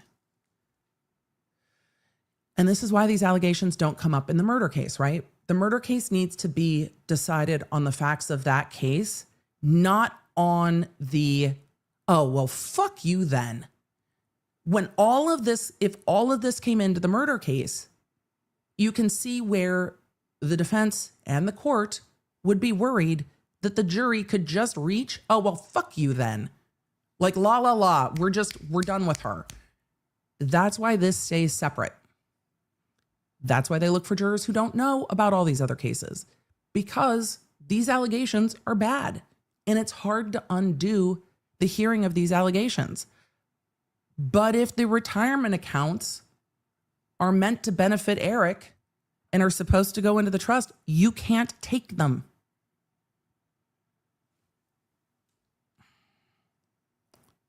And this is why the estate is going after the life insurance money, the retirement money, the owed taxes. But this doesn't come in front of the jury in the murder case. Some of this will come up in the subsequent case. Just awful. Other estate property stolen after Eric's death. At the time of Eric's death, Eric owned significant property that was his sole property and constituted property of his estate. Such property included at least $200,000 in cash, believed to be in Eric's safe. Oh, there was a huge fight over the safe. That's what we heard about in the bond hearing. I wonder if she took the money out of it. This is pure speculation. I wonder if she took the money out of the safe beforehand. I think one of the things that offends me so much about cases like this, and why I generally don't cover cases where kids are victims, is because the breach of trust, like you should be able to trust your spouse. We know that that's not always the case. You should be able to trust your parents. We know that that's not always the case. We know that people can do awful things to people. The relational breaches of trust, it's what rubs me so wrong about the Murdaugh case and the Girardi case too. You are in a position of trust and oftentimes also in a position of power. And when you breach that position of trust and power, it is so incredibly egregious to me. It is so incredibly abusive that it just spins my head out. Like, lawyer Emily gets so protective over this stuff. It's why I don't cover kid cases. The people who love you should take care of you, not harm you. It just makes me so mad. It's the elder abuse cases make me mad. The lawyer cases make me mad. It just, it makes me so mad. All of it. Stealing from your fucking kids. Just, what are you doing? If you're going to have kids, be good to them. And then to go on podcasts, I'm not going to be able to stop ranting. To go on, she did a phone interview, and maybe we need to go over that again too. She did a phone interview talking about the fact that she's just a mom. I am so offended by the time we get to this. She's just a mom.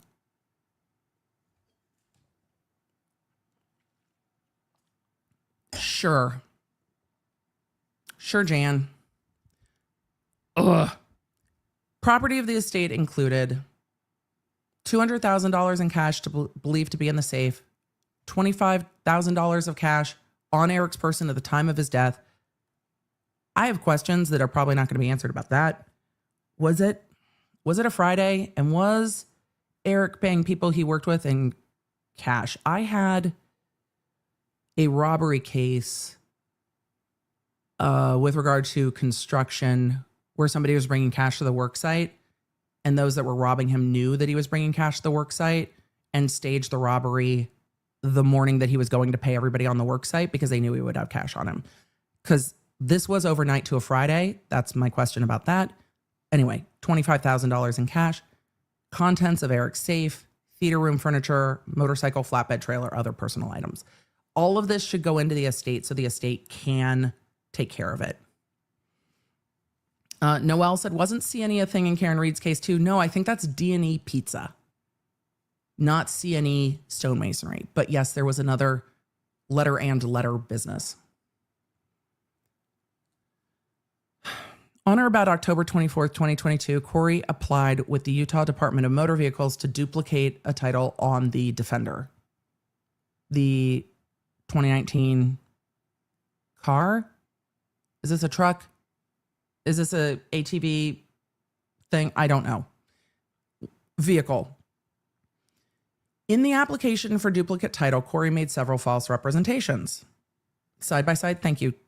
Outdoor things. Thank you, plant hoarder. In the application for duplicate title, Kouri made several false representations. Some of you are saying it's a Dodge SUV. I'm not sure what the Defender is, but some type of vehicle with wheels that's going to have some type of value. Eric gifted the Defender to her on October 24th, 2022. She said no appointment of a personal representative had been granted or is pending. The value of the entire estate subject to administration wherever located, excluding the boats, motor vehicles, trailers, or semi-trailers, less liens and encumbrances, does not exceed $100,000. That's not true. She represented that she is or was entitled to take receipt and ownership of the Defender. She purported to sign the application for duplicate title on Eric's behalf as his survivor.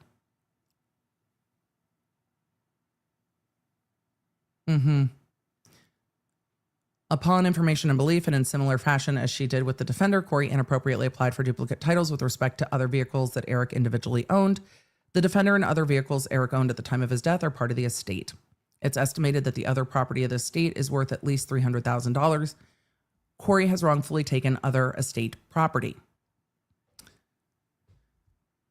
Katie has requested that Kouri turn all property of the estate, including the other estate property, over to Katie as personal representative. I wonder if this is why the mom and brother are involved. We're going to keep reading. Upon information and belief, Kouri unlawfully diverted or transferred some or all of the other estate property to Kouri's business. Kouri misrepresents Eric's image and identity. Oh boy. Rosie Burns in the chat said, will any of this financial stuff come in the murder case? A very limited amount. A very limited amount. Demariel said, just looked up the Can-Am Defender. It's an oversized off-road golf cart. So they're side by side, not like an ATV type thing. Be safe on those. They're dangerous. But Emily, overcautious. Yes. Not the Land Rover Range Rover one. Like the outdoor toys.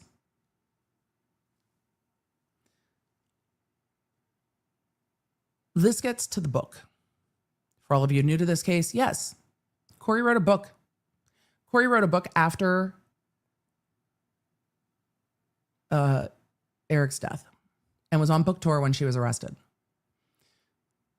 Almost 1 year to the day after Eric's death, Kouri wrote, published, and began selling a book titled, quote, Are You With Me? They call it the Unlawful Book. It purports to provide a heartwarming and reassuring guidance for children on how to deal with the death of a loved one, namely by referencing events and details from Eric's life and his relationship with his children. The children who are the beneficiaries of the estate that she's stealing assets from, but I digress.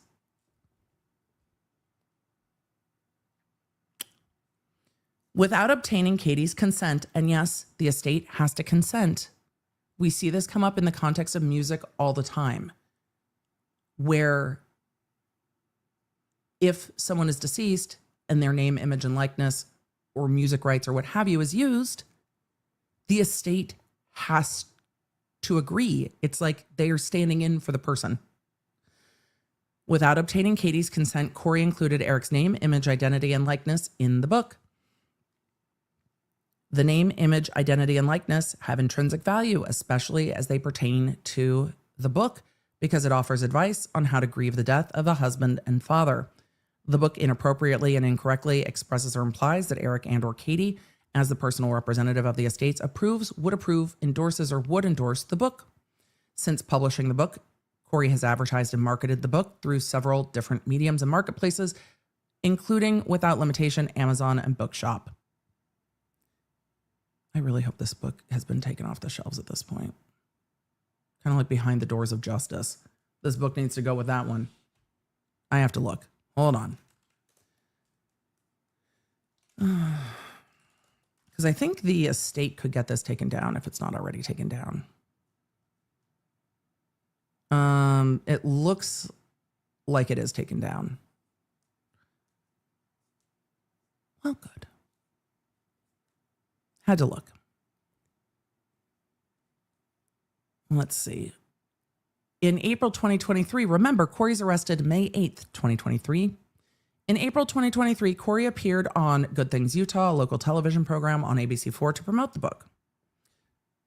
Kouri used Eric's identity in her advertising, marketing, and promotion of the book, which means the estate would be entitled to revenue, and they're asking for revenue. Defendants hatch a fraudulent scheme to transfer title to the real estate company. On June 27th, 2023, Katie originally commenced this action against Kouri. So Kouri gets arrested May 8th, 2023. The estate brings this action as this all comes to light on June 27th, 2023. I forget which date the bond hearing was. That video's on the channel. Katie testified at the bond hearing. I forget what date that was, but a lot of these facts came forward at the bond hearing too. Prior to and after commencing this lawsuit, Kouri Richins Realty held title to certain real property, described as follows. Upon information and belief, the property had a current market value of over $500,000. Upon information and belief, Kouri, her mother, and her brother devised a scheme to siphon assets from the business to hinder, delay, and defraud Katie's ability to recover claims in this case. To that end, Kouri, mother, and brother jointly decided to effectuate a sham transaction through which the real estate company would convey title of the property to mother. Oh, via quitclaim deed, of course it is. On July 12th, 2023, while Kouri was in jail, the business transferred title of the property to the mother via a quitclaim deed. A true and correct copy of the quote-unquote sham deed is attached. Brother executed the sham deed and signed as the authorized representative of the company. I bet he's not legally. the authorized representative. For all of you asking, is that hiding assets? That's why this lawsuit is here. This is going to give whole new context to the walk the dog letter when we get there. I'm going to have to move faster or we're not going to. Emily, zoom, zoom, zoom, zoom. Trisha in the chat. Trisha said not to be confused with the ShamWow. I like the ShamWow. Oh boy. Ronald executed the sham deed and signed as KRR's authorized representative. I bet there's no paperwork that make him an authorized representative. I bet he's not on file at the bank as an authorized representative. I bet that that's not true. Upon information and belief, brother and mother caused the sham deed to be recorded against the property in Summit County Recorder's Office. Upon information and belief, Lisa gave no consideration for the property, which means it was just transferred on paper, but it wasn't paid for, which is why they're calling it a sham deed. Upon information and belief, the business, through brother, executed the sham deed for the express purpose of hindering, delaying, or defrauding the creditors of the business, including Katie in her capacity as the personal representative, because the business took so much, they're alleging, from what would be the property of the estate. This is different, but it might sound similar to the way the bankruptcy trustees in the Tom Girardi case were going after property from different individuals, saying, no, this was all transferred out improperly. We need to pull that money back into the bankruptcy estate so it can be distributed to the creditors properly. It's a similar aspect in that they're trying to take those assets that they say were improperly distributed out and bring them back into the estate so the estate can settle their debts and tax responsibilities. And then the estate money can go to its purpose. And at the end of this, the purpose is the kids and the care of the kids as they grow up. First cause of action, conversion, stolen bank account money. Conversion means taking something that's not yours, converting it to yours improperly. You've converted it.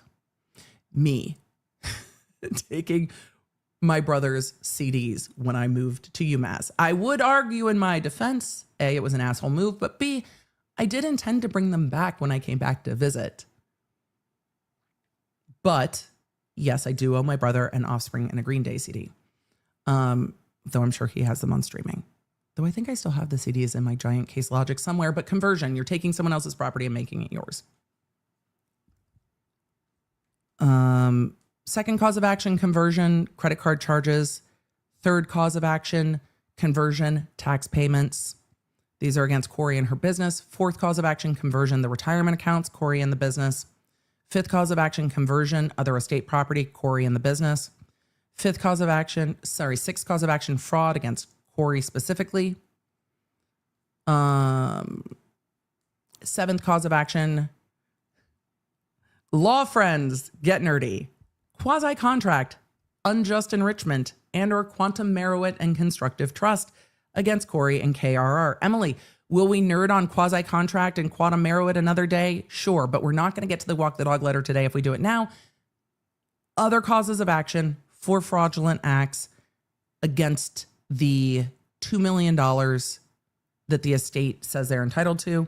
Eighth cause of action, breach of fiduciary duty, saying Kouri was acting as a fiduciary to Eric and her responsibilities, taking care of financial. And so she owed him a heightened duty for that. Ninth cause of action, breach of contract against Kouri. Hey, Kouri said she would pay back the $250,000 loan against the house. Remember, the house goes into the estate. So if the value of the home or if the equity in the home is diminished by $250,000, that's a substantial diminishment of the equity in the house. So yeah, you should pay it back. 10th cause of action, wrongful lien. I still am buffering over the fact that she took the life insurance policies and the retirement accounts and got them, and the tax payments. 10th cause of action, wrongful lien. Put a wrongful lien on Eric's house for the $250,000. 11th cause of action, review of agent's conduct against Kouri with the power of attorney and owed fiduciary responsibilities as the power of attorney. Interesting. 12th cause of action, accounting against Kouri. Show us your books. Where did this all go? 13th cause of action, invasion of privacy, misappropriation of name and likeness against Kouri about the book. 14th cause of action, abuse of personal identity against Kouri regarding the book and the television appearance. 15th cause of action, violations of Utah Pattern of Unlawful Activity Act. We're also seeing the criminal side of this in the new 26 charges. This is in the civil case, which is essentially what property needs to go back to the estate. The other action touches on this as well. 7th cause of action, wrongful death against Kouri. So there's the wrongful death cause of action saying that she caused the death of Eric and therefore caused all of the losses and owes money to the children for the cause of death of their parent. Not just for a parent's future incomes, but the love, companionship, guidance, all the intangible things that a parent provides, should provide. 17th cause of action, personal injury, survival cause of action against Kouri. Battery, this is for the Valentine's Day incident. 18th cause of action, alter ego against Kouri and KRR. We will get into piercing the corporate veil and whether KRR Realty is not a real company. It's just Kouri dressed up as a company. So we're getting into corporations, but they're saying, look, these are one and the same. Even though she's calling it a corporation, it's her and it's undercapitalized, and we can pierce the corporate veil and just go after Kouri. We don't need to go after the company. The company's not real. 19th cause of action, voidable transfer of the KRR property against the company and the mother who has that house in their possession. Blue Eyes Harry said, 3 Kouris in a trench coat. Yes. It's like pulling the mask off at the end of a Scooby-Doo and being like, is it a company? No, it's just Kouri. Yes, that's a great way to think about alter ego. 12th cause of action, voidable transfer of the KRR property against the company and Lisa, the mother, who they say has the title of that property. 21st cause of action, civil conspiracy, Kouri, mother, brother, with regard to transferring the property. Prayer for relief, money. Give us back all the money. Give us the attorney's fees. All of the money, give it back. Go get it, give it all back. And when we're looking at these amounts, these are separate amounts. No less than $200,000 for the punitive damage, including, this is for the stolen bank account, $200,000 plus punitive damages, pre and post judgment interest, attorney's fees, cost. Fraudulent credit card charges, $30,000. Stolen tax funds, at least $84,000. Stolen retirement funds, $55,000. Conversion of other assets, not less than $300,000. Fraud in the amount of not less than $2 million. Quantum merit, same $2 million. These compensatory and consequential damages of over $500,000 for the life insurance proceeds. Over $500,000 plus penalties for the stolen tax payments. Over $750,000. $250,000 plus treble damages for the wrongful lien. So the $250,000 tripled, so $750,000 there. Plus the book and amounts to be determined at trial, plus $1.5 million for the, I think this is the wrongful death and those causes of action, 1.5 million plus 5 million. And then over, let's see, this is the last one, 19th and 20th causes of action for transferring of property, for judgment in the amount of over $550,000 against the civil conspiracy in the amount of $300,000. So we are in the tune of millions and millions and millions and millions. And that includes the exhibits with the quitclaim deed showing that the deed was signed off by the brother, etc. So, cause of action one, not even cause of action one, lawsuit one is the estate of Eric Richins and the trust of Eric Richins suing Kouri, her mother, her brother, and her business, saying in some and very simplified, these different monies from tax payments that weren't made, from the lien against the house, from property that was converted, from monies that were taken, from credit card debt that was incurred, from a house that was transferred, all of that is assets and should be assets of the estate, and the estate poured over into the trust. So the estate assets go to the trust, and the trust, the estate has tax liabilities that they are alleging Kouri Richins caused by not making those payments. So it is in the millions of dollars. And what we learned from that lawsuit that we have not discussed before is that Kouri Richins got paid out some of the life insurance policies she had taken out against Eric Richins and is alleged to have taken out without his knowledge. It is a substantial amount of money, and I can see why the estate is going after Kouri Richins, her business, her mother, and her brother for the money that should be in the estate to go into the trust. The next question is, who are the beneficiaries of the trust, Emily? Kouri Richins' children. Her children with Eric Richins are the beneficiaries of the trust.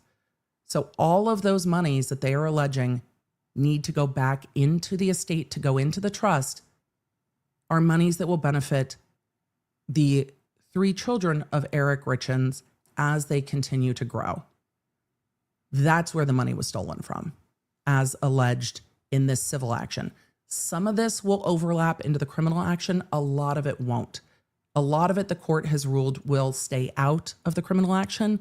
You want to make sure that you avoid piling on things that will make the jury just go, okay, but no, I just hate this person. I can't. Not all of this will come in. Some of the things that will go to motive will come in, but not the full picture of it. Yes, a lot of what is in the estate's lawsuit against Kouri Richins and her family are in the new 26 counts that I previously covered. So we will see it in that case. What happened at the end of this case? Well, it's all stayed pending the criminal cases. So the estate suing Kouri Richins is going to have to wait, which means none of this can get finished and resolved until Kouri Richins' criminal cases are done, in large part, because part of what needs to happen here is Kouri Richins being deposed. And that's not going to happen until the criminal cases are at least in part resolved. They're not going to stay this and wait until all of her appeals have run if she's convicted. They're going to stay this until the end of a criminal trial. And then if she gives a deposition, it's likely that there will be some restrictions on whether or not that could ever be used in future criminal proceedings, should there ever be an appeal that overturned things and more, which might be a reason that we will see Kouri Richins continue to fight her criminal cases, because if she took a plea deal and waived appellate rights, it pretty much shuts the door on the rest of the civil cases, especially when it comes to all of those fraud charges. But if those are all found by a jury, it goes a long way improving the civil cases. And yes, in that estate case, there are causes of action for wrongful death. So it is a very thorough civil action against Kouri Richins, but it's not the only one that is pending, because Kouri Richins sued the estate. Kouri Richins sued the estate, saying, hey, some of this property is mine. And that's what we're going to look at next. Chat, are you ready? Stay with me. So to wrap this up, the court ordered, let's just go through it official. The court ordered that, let's see, all of this is stayed. This was ordered on, let's see, make this a little bigger, same judge, Judge M. This is, oh, I forgot that there's a counterclaim. We'll go find that in a second. This is from November 19th, 2024. the estate versus Kouri and family, and counterclaim mother versus estate, we'll get there, that the motion is granted, the causes of action that were already stayed are still stayed. Upon the conclusion of the criminal case and notice filed by one of the parties, the stay of all claims shall be lifted, after which the parties will have 60 days from the date of the filed notice to complete fact discovery. So once the criminal case trial or plea or whatever is done, then it will move forward. Emily, are you going to let this one go? Nope. Nope, never. Nope, never. We're going to follow this until there's a resolution on it. It is the one thing I know. There are times it's like, Emily, are you going to go cover this case? And it's like, we've got a lot of other cases because I like to cover them till they're done. And so this is part of it. All right. We need to get to that counterclaim real quick. We're going to zoom this one a little more quickly because I think we can, because I want to get to the other suit and then get to some more of that walk the dog letter. But I had forgotten about the audacity. So we're going to take a look real quick at Kouri's mother and brother counterclaiming the estate before we get to Kouri suing the estate, because we're not there yet. All right. This is the answer to the first amended complaint of mother and brother and counterclaim of mother. Let's take a look at what is in this, because I am very curious. And thank you, chat, for helping me stay on topic on this case. I appreciate it. Let's continue on. It helps when the ADHD squirrels. This was filed. Oh, it's always at the bottom. Hold on. Oh, this is all the way at the bottom. Why is this 56 pages long? When was this filed? You don't date it?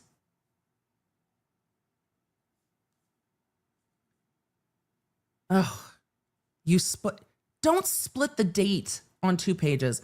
August 23rd, 2023. Ugh. Emily, you're so put out. Yes. Me, it's 56 pages. Emily, at least it's not 300. I know. Just complaining. Yes. We're not going to go through the whole answer. The whole answer is going to be a lot of this. Katie is the personal representative of the estate and trust. Response: mother and brother lack information sufficient to form a belief. I don't know. Show me the trust documents. How do we know? We are going to skip past all of the admissions, denials, or what have you, including the we don't have enough information to admit or deny. We're going to skip through all of the allegations. It's why this will be so long, because it's going to go paragraph by paragraph, admit or deny. If we want to go through that another time, we can. But I want to see what the counterclaims are before we move on to the other lawsuit. Let me just grab the counterclaims real quick, because really, those are the affirmative defenses. All right, counterclaims. I also didn't want to scroll that fast, make everybody motion sick. Counterclaim. Counterclaim means that the parties are suing the other party. Upon information and belief, Kouri Richins is the personal representative of the estate and the trustee of the trust. Lisa is Kouri's mother. Brother is, only the mother is suing. Lisa is Kouri's mother. Kouri Richins Realty is Kouri's business. General allegations. Plaintiff brought claims in her capacity as personal representative and trustee against the real estate company and the mother seeking to take possession of Lisa's home. Oh.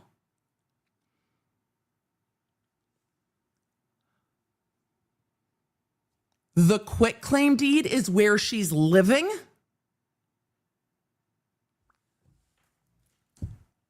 Oh my God. The quitclaim deed house is where she's living.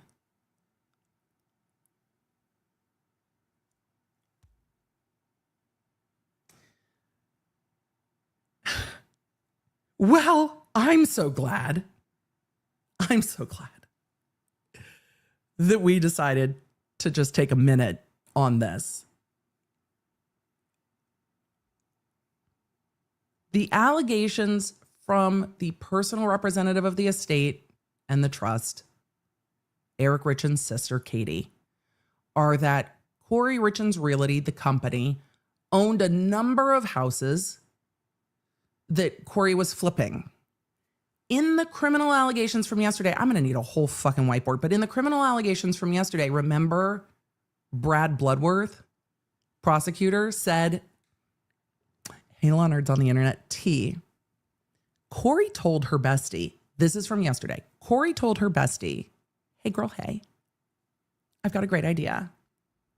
I'm a realtor. I own all these houses, but I've got a deal for you. If you and your family want to move into this house, I'll hold the mortgage.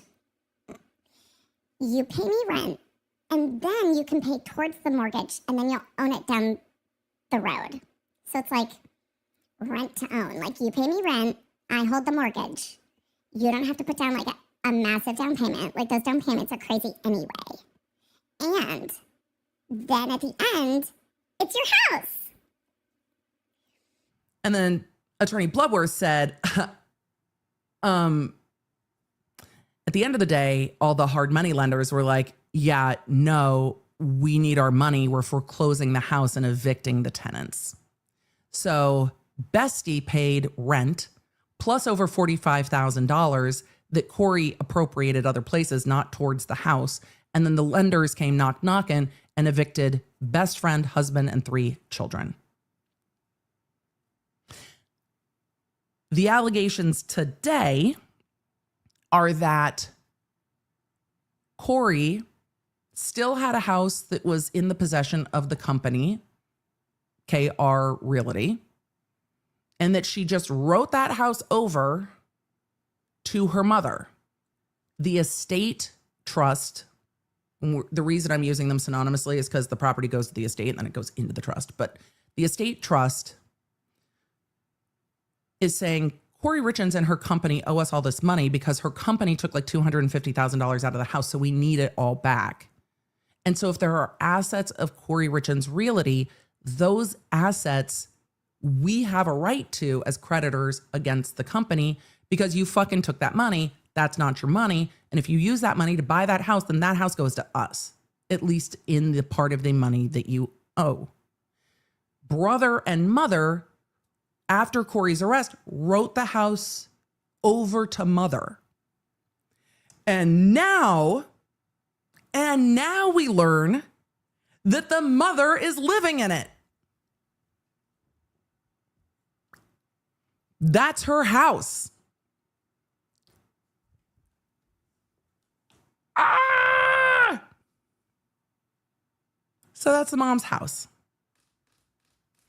Plaintiff brought claims in her capacity as the personal representative and trustee against the real estate company and Lisa, seeking to take possession of Lisa's home. Ma'am. Specifically, plaintiff brings claims against the company and Lisa under the Utah Uniform Voidable Transfers Act, UVTA, seeking to set aside the purported July 13th, 2023 transfer. I mean, we saw the quick claim deed. I don't think it's purported transfer. They say Lisa built her home in 2021. Since building her home, Lisa has lived in the home, paid all expenses and taxes, and is the only person on the mortgage. In other words, they say Lisa has been the effective owner of the home since she completed construction in June 2021. In November 2022, Lisa and Kouri became joint tenants of the property. Why? Why? In November 2022, why?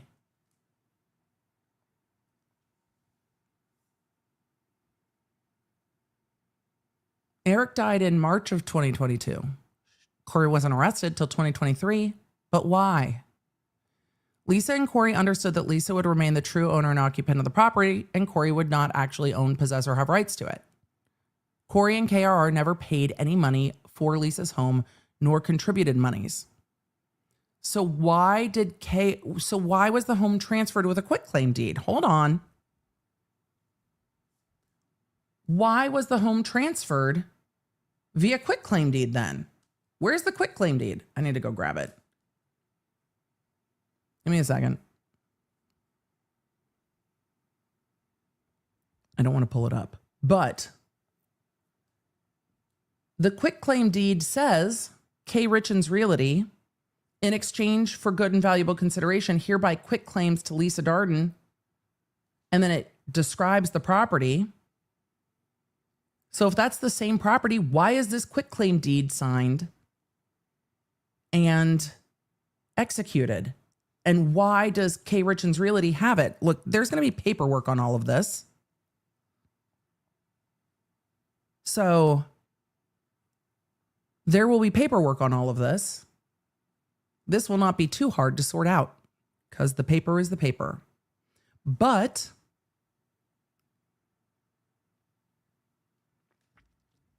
the properties listed by recorder number on the quitclaim deed, if those are the same, that'll be interesting. But Kouri's mom is saying, no, that's my house.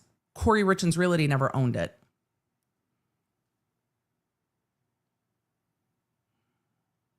First cause of action, declaratory judgment. Lisa wants the court to say, that's your home, not theirs. They can't come after it, and declare who is the owner. So they're asking the court for declaratory relief, not for, I don't think even for attorney's fees. Is that in here? Yeah. They're asking for the court to make a ruling that this home belongs to Lisa, Kouri Richins' mother, not that it belonged to Kouri Richins Real Estate. That's all paperwork. We'll see what happens. That's not going to get sorted out because all of this is now stayed. But she's like, that's my house. I guess we'll see. Because we need to move on to Kouri suing the estate. We're going to go over a lot of court orders in this. We're going to go over the complaint briefly for the causes of action and give an overview of what Kouri's claiming. And then we're going to go through a lot of court orders because a lot has happened in this case. Like a lot has happened in this case. For those of you, just to give context, there's over 700 docketed items in this case. Kouri versus the estate. Let's take a look at that complaint to kind of orient us to where we're at with Kouri versus the estate, not the estate versus Kouri. Again, same judge as the criminal case. Let me scoot this over a little bit. Kouri. You will notice at the beginning of this lawsuit, Kouri is represented by her criminal counsel. When the criminal counsel yeeted Sky Lazaro, when all of that went down and Sky was no longer on any of the cases, it was filed in this case as well that there was a conflict. It seems that the conflict came from this case and spilled over to everything. So that's where we're at. Plaintiff Kouri Richins, by and through counsel, complains of and for her causes of action against sister-in-law, not personally, but in her capacity as representative of the estate. Not the trust, just the estate. Defendant Kouri is an individual and is the widow of Eric Richins, footnote 1. Notice in the other lawsuit, she's referred to as the ex-wife. In this lawsuit, she refers to herself as the widow, footnote 1. Because Kouri, Eric, and Katie all share the same last name, this complaint refers to each of them by their first name, so to avoid confusion. I agree. It's the only way to avoid confusion. I don't know why the little page markery thing wouldn't go away. That's weird. All right. Plaintiff Kouri, widow of Eric, defendant Katie, personal representative of the estate. A copy of the will is attached. General allegations. The family home.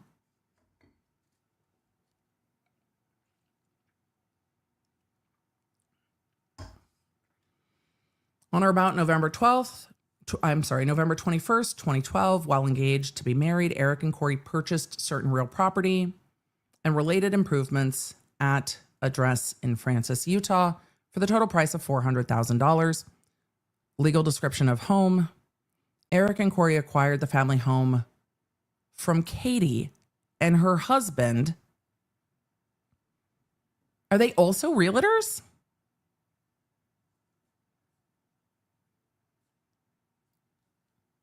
What? Eric and Kouri acquired the home from Katie and her husband, Clinton Allen Benson, CAB. Katie is the defendant and personal representative in this case, but she is not being sued in any fashion related to the initial sale of the home. Are they also in real estate? Eric and Kouri each contributed their own separate funds for the down payment to the family home. That is not what the premarital agreement says. Before occupying the family home and in accordance with an agreement between Kouri and Eric, Kouri put the gas, telephone, internet, and electric utility bills all in her name. That doesn't make you the owner. Eric was not listed on any of the utilities. At all times until at least May of 2023, the utilities have remained solely in Kouri's name. May of 2023 was when she was arrested. Well, the utilities were all in Kouri's name. Kouri acknowledges and agrees that the family home was a joint asset. She can agree it's a joint asset, but that's going to be hotly contested. Was a joint asset that she and Eric acquired together and held together. Upon closing of the purchase of the family home, Kouri moved into the family home and Eric moved in subsequently. I think they bought this before marriage. Either way, I'm buffering in real time, but I'm going to move on. Because this is going to be contested and the premarital agreement is going to hold more. They say Kouri says after jointly purchasing the home, which is contested, and moving in together, Eric and Kouri each contributed to the monthly mortgage payments. Specifically from at least September 2013 until Eric's death on March 4th, 2022, all mortgage payments on the loan had been made from Eric and Kouri's joint account. Kouri and Eric both funded the account, and this is contested by the estate, saying that Eric solely paid the mortgage. If they're both paying into it, it can actually muddy the waters. So all of you are like, go code green. We're not at audacity yet, because if this is true, it is distasteful to make the arguments, but they are not legally wild. So if this is true, these are not legally wild claims. Why would Kouri be making these claims? Well, one, she probably wants to pay for lawyers. Two, she probably wants to pay for lawyers. But I get it. But we're not at audacity legal claims yet, because we don't know how the joint bank account got funded. We know what both sides are alleging. Just asterisks on that. They say Kouri alleges that the family home was a joint marital asset and that legal title in the family home has remained solely in Eric's name since its acquisition, with equitable division of the assets, with equitable title being held jointly by Kouri and Kouri and Eric. Richins was what was in my head, and subsequently Eric's trust. Right, he moved the house into the trust. Approximately 6 months after first moving into the home on June 15th, 2013, Kouri and Eric were married in the backyard. Kouri and Eric jointly resided in the family home, including raising their 3 children there at all times from the day they acquired it until March 4th, 2022, when Eric passed away. Okay. There's some internal contradictions here because Kouri said she moved in before and then Eric moved in. And if she moved in before marriage, I understand that. But it doesn't mean it wasn't his. We'll see. This is what's being litigated. Since Eric's death and until May 2023, Kouri paid virtually all expenses. Question mark for me. Specifically, Kouri made virtually... This is very parsed language for the lawyers. Kouri made virtually all required mortgage payments. It doesn't convert the asset, though, but it does pose some fairly interesting legal questions. Like, I can see this being a law school question, because her taking over the mortgage payments, does that change the nature of the asset, given that the asset belonged to the trust at that point? And at what point would the trust have taken over mortgage payments and evicted her? Because the trust could have evicted her.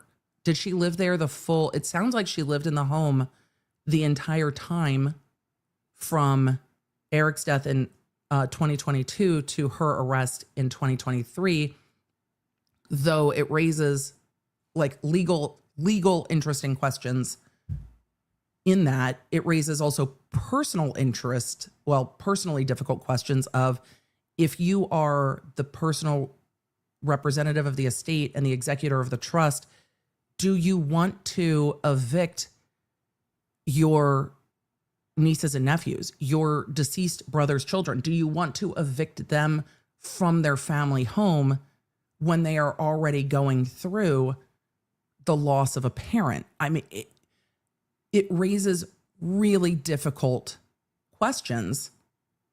Practically, legally, could Katie have evicted Kouri from the house? Yes. Practically, that becomes a much more difficult issue, right? And you can't leave the kids in the house on their own, but the estate could have paid the mortgage. I have lots of questions. We're going to keep going. Emily, we're never going to finish. This is why streams take so long.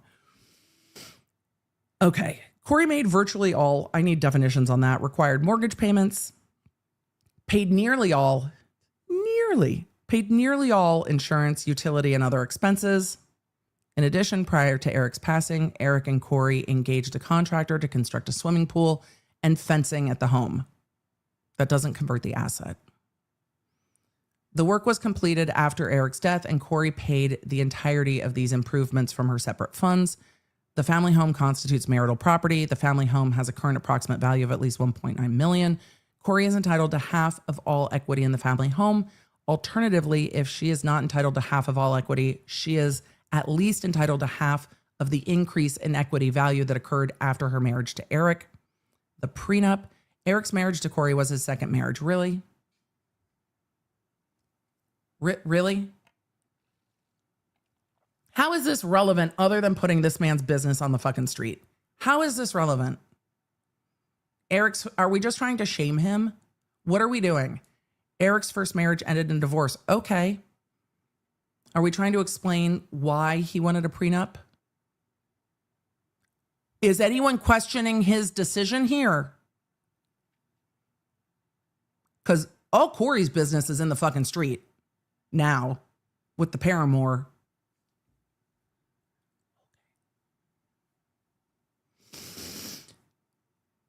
Further, prior to his marriage to Kouri, Eric had acquired certain assets, including his 50% ownership in his business.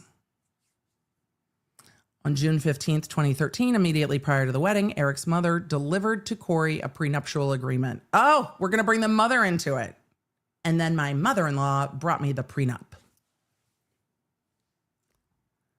Also, there are rules about how far prior to the wedding prenups can be requested and whether or not they are valid, but this doesn't give a date. This specifically lacks dates. Like, she's standing in a wedding dress, hair and makeup done, 30 minutes before she walks down the aisle is different. Because there are rules, different states have different rules. I digress. On June 15th, immediately prior to the wedding, was this the same day as the wedding? The court is going to sort all this out. Now I'm just legally curious. She says immediate. I have questions about the immediacy. Eric's mother delivered to Kouri the prenup agreement, requested Kouri sign it. A true and correct copy is attached. Kouri compiled, and both she and Eric signed the prenup on their wedding day, with the prenup being notarized simultaneously with their wedding certificate by the very same individual. This includes the prenup.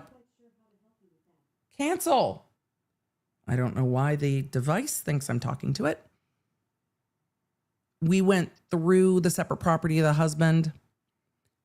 The parties foresee that following the date of their marriage, commingled marital funds may from time to time be spent on or invested in the business of C&E stonemasonry. The parties agree that the business shall nevertheless remain the sole separate property of the husband. The expenditure of commingled marital funds on said business shall not give wife a claim to the right to the business. It does not say anything in that part about the house. We've gone on this before, though. The agreement shall be binding upon the parties, their successors. Attached Exhibit A is the prenup. Summary of significant separate property of the husband, which lists Eric's assets and debts that were acquired prior to marriage. The intent of the list of assets was to, quote, give a fair, reasonable, and adequate disclosure of the assets by category. The assets is limited to business assets and includes only Eric's 50% ownership in C&E, a forklift skidster, scaffolding and saws, 2 trucks, and a dump trailer. Notwithstanding the list of assets showing Eric's separate property, the prenup expressly provides that should Eric pass away prior to Kouri while they're married, the ownership in the business transfers to Kouri. The list of assets does not include the family home, nor does the prenup make mention of real property purportedly owned by Eric. There is a legal argument there then, right? So this is why we're not in total code red land, because if the list of assets at the prenup doesn't list the home, there is an argument here about if the home becomes marital property and if she's entitled to part of it or 50% of it, which is what she's arguing. They say the prenup's exclusion of the family home is evidence that notwithstanding how legal title was held, the family home was a joint marital asset. Then they talk about the formation of the trust. And in Article 1 of the trust, Eric's objective in creating the trust was to provide for both my wife and our children during any time that I am incapacitated or after my death. Article 1 further provides all provisions of this trust are to be interpreted to accomplish my objectives, which is not what's alleged in the criminal case that says the purpose of the trust was to exclude Kouri from being a beneficiary. She is arguing here that she is a beneficiary, which is in stark contrast to what we're seeing in the criminal case. Is it attached? They go on to say Article 1 also establishes the initial funding of the trust. Schedule A identifies Eric's assets that were purportedly transferred to the trust upon its creation. Schedule A includes the following assets: $10 in cash, unspecified household furnishings, the family home, business interest, and Eric's interest in separate business, separate from C&E. On or about November 3rd, 2020, Eric purportedly conveyed the family home to the trust via warranty deed.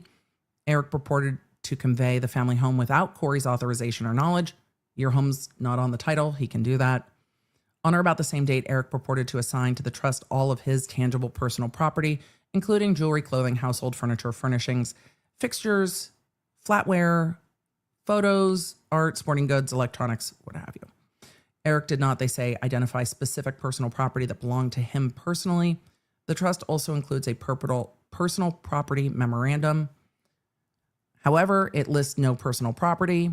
The personal property that Eric owed as of the date of his marriage is set forth and identified specifically in the prenup. So Kouri's lawyers are arguing that the only thing that's separate property is what's in the prenup. Everything else was acquired after the marriage and becomes marital property. The estate is saying no. The four-wheeled devices, his safe, his cash, that's all separate. But there is an argument here to be made legally. Distasteful or not, if it's not in the list of assets on the prenup, I can understand why the lawyers are arguing it. Despite the purported assignment of personal property to the trust, Eric purchased the personal property using funds from the joint accounts.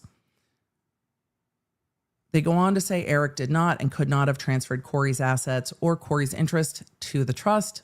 Article 2 of the trust expressly refers to the prenup and states we executed a prenuptial agreement on June 15th, which has not been revoked or amended. Eric was the trustee of the trust during his lifetime. Upon his death, Katie became the successor trustee of the trust. Kouri and her 3 minor children are the sole beneficiaries of the trust. And then we get to the will. Concurrent with the execution of the trust, Eric also executed a will. They say Article 1 of the will refers to the prenup and states this will complies with the prenup. In other words, just like the trust, they allege the will acknowledges that the prenup remains in full force and effect. The will requires that all of Eric's probate estate be poured over to the trust and administered under the terms of the trust. Eric's passing and subsequent events. Eric passed away on March 4th, 2022. At the time of his death, Eric and Kouri were lawfully married and had 3 minor children. Katie filed a petition for formal probate of will and formal appointment of personal representative on March 11th, 2022. On March 28th, 2022, Kouri filed suit against the trust, asserting an ownership interest in the family home, the business, and the personal property. The trust case. The court entered an order of formal probate of the will and formal appointment of personal representative on April 13th, 2022. So for everyone that was like, but there's a will and a trust, why is this being probated? Here we are. Pursuant to the court's order, Katie was formally appointed as the personal representative of the estate. Kouri filed claim against the estate on February 28th, 2023. She was arrested May 8th, 2023. So this is leading up to her arrest in the murder case. Footnote 2. By filing this complaint, Kouri does not waive, but expressly reserves the argument that her initiation of the trust case constitute a filing and presentation of her claim against the estate. Likewise, while Kouri believes that her filing of the trust case constitutes a claim against the estate under the probate code, Kouri filed the claim out of an abundance of caution. So, procedure. Katie denied the claim April 12th. So Kouri's like, hey, this is mine.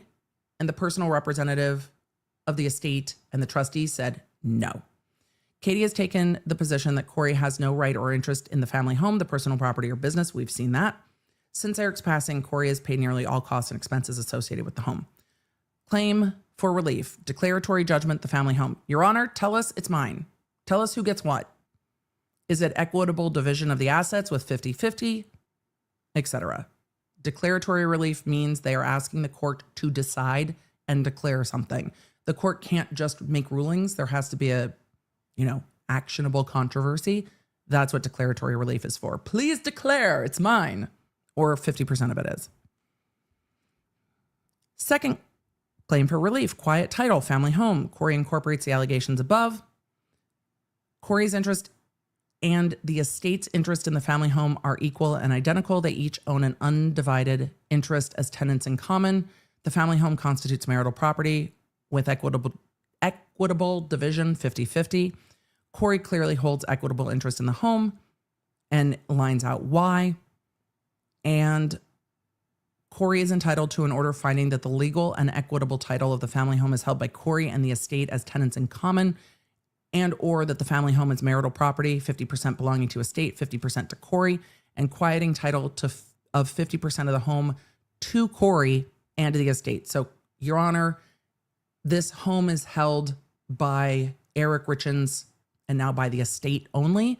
I'm asking you to fix the title and say this title is truly held by 50% Kouri, 50% estate as tenants in common. Third claim for relief, declaratory judgment regarding the personal property that goes into the trust. Quiet title to the personal property, same.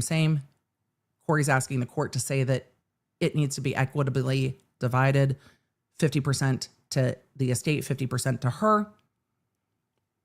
Fifth claim for relief, declaratory judgment, the proceeds. Kouri incorporates the above. There presently exists an actual controversy between Kouri and Katie concerning the proceeds. Katie contends that, or May contends that ownership of the proceeds belong to the estate and that Kouri has no right to it, which is what we're seeing. I mean, they've asserted the arguments that are being made by the estate completely accurately, but they see this very differently. Quiet title to the business interest. Kouri is asking the court to say the business interest, Eric's business interest, does not belong to the estate. It belongs to me. That is what she is asking the court to declare in that declaratory relief. Unjust enrichment. Oh boy. Oh boy. Kouri incorporates the allegations above. Eric's transfer of the family home, the personal property, the business interests conferred a substantial benefit to the estate and a detriment to Kouri. The estate clearly knew of and appreciated the benefits it received. Further, in the event that the estate is the owner of the family home, whether in whole or in part, Kouri has conferred a substantial benefit on the estate by covering nearly all of the costs and expenses associated herewith. So, Your Honor, even if some of this belongs to the estate and not me, they owe me money because they've benefited. It would be inequitable and unjust for the estate to keep and retain these assets without compensating Kouri for their value. Therefore, to prevent unjust enrichment, Kouri's saying the estate was enriched unfairly, even if it's their property, that she's entitled to a money judgment against the estate in the amount of $300,000. Wait, not less than $300,000, but in excess of $2 million. The estate was enriched and they owe me money. Eighth claim for relief, constructive trust. Your Honor, put it all in a... No, that's not what she's asking for. Eric's transfer of the family home at all constitutes an unjust enrichment. Because it constituted an unjust enrichment and it breaches his fiduciary duty to his wife. She's arguing breach of fiduciary duty and arguing that Eric's transfer of the home, the property, and the business interest to the trust is conversion, and that a constructive trust must be imposed as a remedy. So the court needs to hold it all in trust and divide it up to remedy the conversion. So the estate is arguing that Kouri converted significant assets of Eric, and Kouri is arguing that Eric converted assets that were marital property into the estate, and thereby the estate converted assets. Ninth claim, resulting trust. We'll get there a different day because we need to get through the rest of the law. 10th claim for relief, partition. These are equitable reliefs asking the court to decide essentially who gets what. Remember, I said the first one's more accounting based. It is all of the fraud stuff that's really being alleged. Hey, Kouri did all these things and took money that belonged to the estate. Those things need to go back to the estate. And in this one, Kouri is saying, no, these things actually belong to me. So two separate cases. She's asking for half. So Kouri is asking for an equitable division of the assets. 50% of everything Eric had goes to the estate. Kouri is arguing 50% goes to her. Except for the business, she's arguing that the business goes to her. So the house gets divided, but not the business. She's saying that goes to her. So she's asking for declaratory relief. She's asking for a money judgment, not less than $300,000. She's asking for 50% of a lot of the property. She's asking for the personal property and the business. So that is from June 9th, 2023. Emily, you said that Kouri got arrested May 8th, 2023. Yes. So she got arrested for the murder of Eric a month before she filed this against the estate. Yes. Mm-hmm. Yes. Yes. Yes. We are going to jump ahead in time with this to some of the recent court rulings. No, we're not. Strike what I just said. We are going to first take a look at what happened when her attorneys had to yeet off the case, because then we ended up with Kouri for a period of time representing herself because her attorneys had a conflict. And then we end up with Kouri without attorneys for a period of time. So we are jumping ahead to July 23rd, 2024. Kouri in pro per, in custody on the murder case, representing herself on this case where she is the plaintiff. So Kouri Richins, writing from Summit County Jail to the court in this case, says, Kouri Richins, through my own personal representation and in response to the statement of discovery, hereby submit this statement for the defendant, her counsel, and the courts to the best of my knowledge and capability, in hopes for the court's assistance in this matter of discovery issues with interrogatory number 5, number 10, and 11, and requests for production. What do we know about representing yourself? The court can't help you. Relief sought and grounds.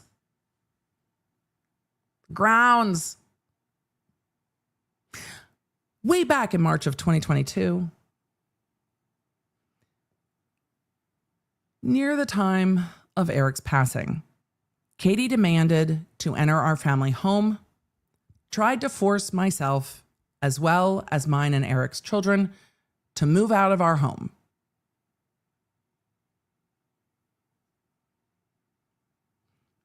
You guys are like, voice, I can't do the voice for an entire document. It will actually make me crazy.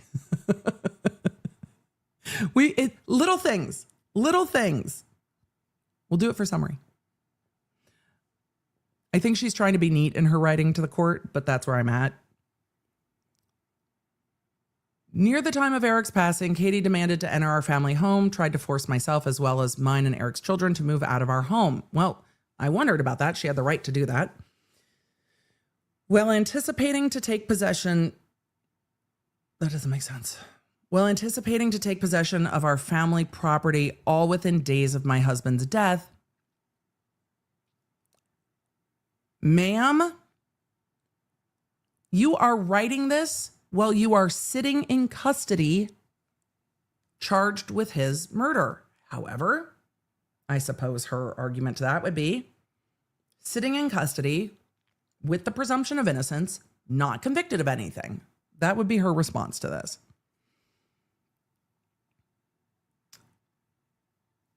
Her access was then denied from coming back. I don't even know what that means. Did someone else get involved? Did law enforcement get involved? Was it this has to go through the probate courts before you can evict? It might have been. This has to go through probate before we can decide. So we're going to stick with status quo. However, my previous legal counsel came out to our family home during this time to take detailed photographs of the quote unquote personal property inside our home, as well as the safe contents, which was provided to Katie and her counsel in later discovery. Katie and her counsel were made well aware of what quote unquote personal property was inside of our home. This is in the context of a discovery dispute, and the contents inside the safes near the time of Eric's passing, despite their statement that they were not. Katie is asking me, quote, to identify with specificity every item of personal property that was acquired by Eric or I during the course of our marriage. Eric and I have lived together since June 2009, moved homes twice before we bought our family home in 2012, combined our finances in 2012, and then married in 2013. Katie is essentially asking me to remember, research, and decipher the last 15 years of purchases. You could give her the bank account. From potentially a dozen different sources for thousands and thousands of personal property. You could give her the bank accounts. First, trying to remember, research, and decipher if we were married or not when the item was acquired or bought is hardly doable in itself. It wouldn't be on your credit card statement?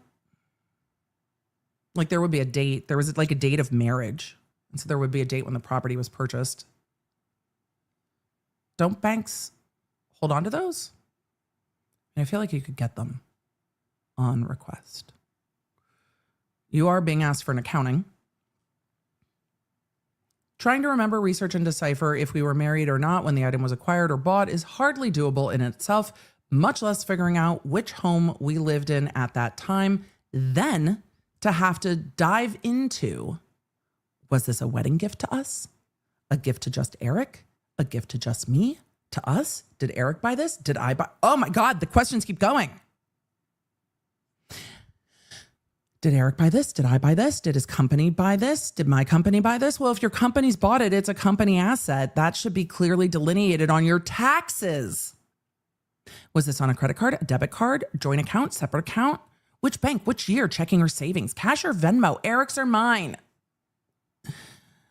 Did we get this through trade work? Eric trade work or mine? Did we win this at a banquet?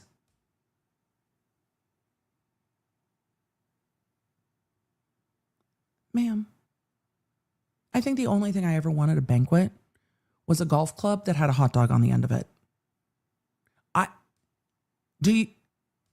Is that such a large category? And don't you bid for those things? Did Eric win it or did I? We bought this with a gift card. How do I categorize it? I paid for this, but gifted it to Eric. Who does it belong to? Eric paid for that item, but gifted it to me. Thousands of items back 15 years. I don't know, ask your bookkeeper. For any married couple to do this is not only unduly burdensome, but a ridiculous request.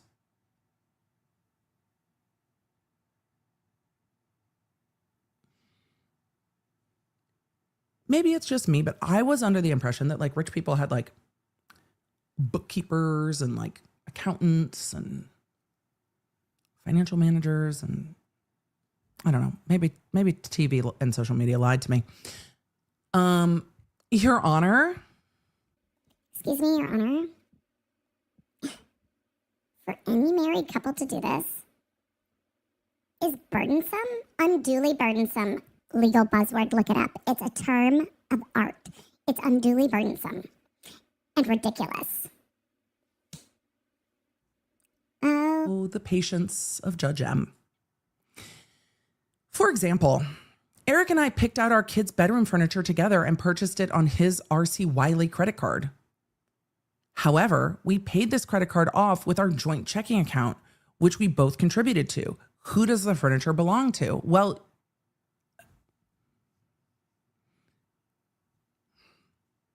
okay, to be fair, that's not a bad point. It is a fair point. But you can pull all those documents and put them together for discovery. You have to endeavor to do it. You have to endeavor to do it. That's part of discovery. You have to endeavor to discover. Our marriage. Who does the furniture belong to? Our marriage. Period. One of the firearms in the safe is a semi-automatic rifle. I bought Eric for Christmas. I paid for it. It's registered in my name, but I gifted it to Eric. Who does it belong to? Our marriage. Period. Oh, Lord, it's giving Sarah Boone. Who does it belong to? Our marriage. Period. Eric purchased a diamond necklace for me for my birthday as a gift. Who does it belong to? Our marriage. Period. Oh, we got a whole new pattern. I purchased a hunting trip for Eric for his birthday for specific animals that now hang as mounts in our family home. Eric spent his time and hard work to hunt these animals. Who do the mounts belong to? Our family, period. There is not a way to, quote, identify and itemize a list of all personal property as Katie and her counsel requested. Ooh, how very Sarah.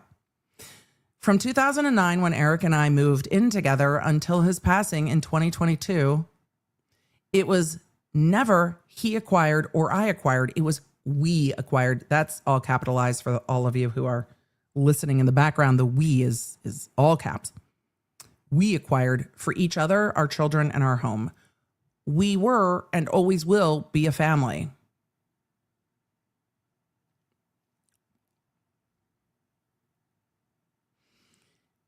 You know, it's not a family law case in the traditional context when we have the background of the criminal case.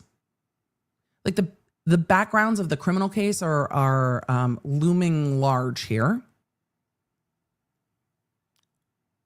We were and always will be a family, as hard as that is for Katie to understand and accept. That is the way. It is and has always been. I can't imagine being Eric's family and having to go through this in court side by side with a criminal case. I cannot imagine how frustrating the brief period that Kouri represents herself would have been. Katie's counsel complains that my previous counsel did not respond to their written conferral letters or multiple volleys of correspondence. Is also false. My previous counsel tried multiple times on several different occasions for various matters that needed to be discussed with Katie and counsel, including this itemized list of personal property and safe contents. Yet they chose not to respond to emails or phone calls. Again, we sent photographs of their requests, and I was able to locate some documentation for big ticket items. However, my previous counsel tried multiple times to schedule a meeting with Katie's counsel and let them know that this itemized list is unreasonable. And if they had specific items in mind they wanted information on, let's talk about those.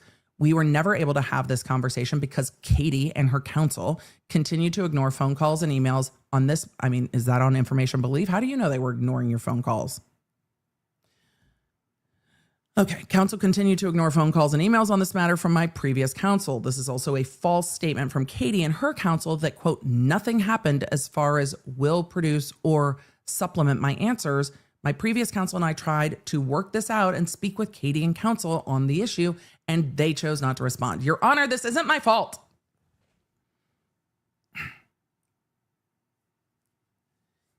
If the trust or the estate is trying to see, quote, what they own, I have already let them know through my previous counsel nearly 2 years ago. There is nothing specific at our family home I am aware of Eric's that would be considered separate property that he acquired or bought during our marriage of meaningful value. If the trust or the estate has specific items in mind they have questions about, I'm happy to speak about those items. But what they are asking of me isn't just overbroad, but unreasonable. Oh, legal words. Katie and her counsel would then like me to, quote, identify the current location. Yeah, they would. Of all assets and property. On the day of my incarceration, May 8th, 2023, Katie immediately took over the family home, our family possessions, and the safe contents. Katie, who was in charge of the safekeeping of our home and the property, has allowed herself and members of the Richin families to remove possessions from our family home since my incarceration. Oh, these families aren't going to be getting along.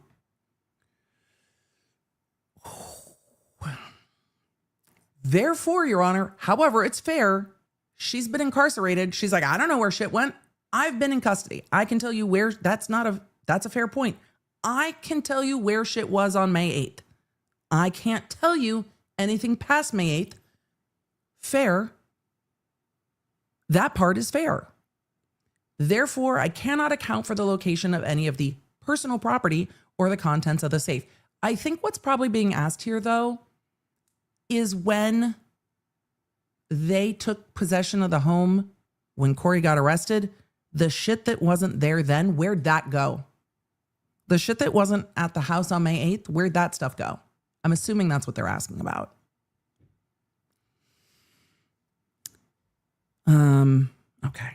Therefore, I cannot account for the location of any of the personal property or the contents of the safe, as Katie has not only removed property from our home, but has let dozens of people in and out of our home over the last 14 months.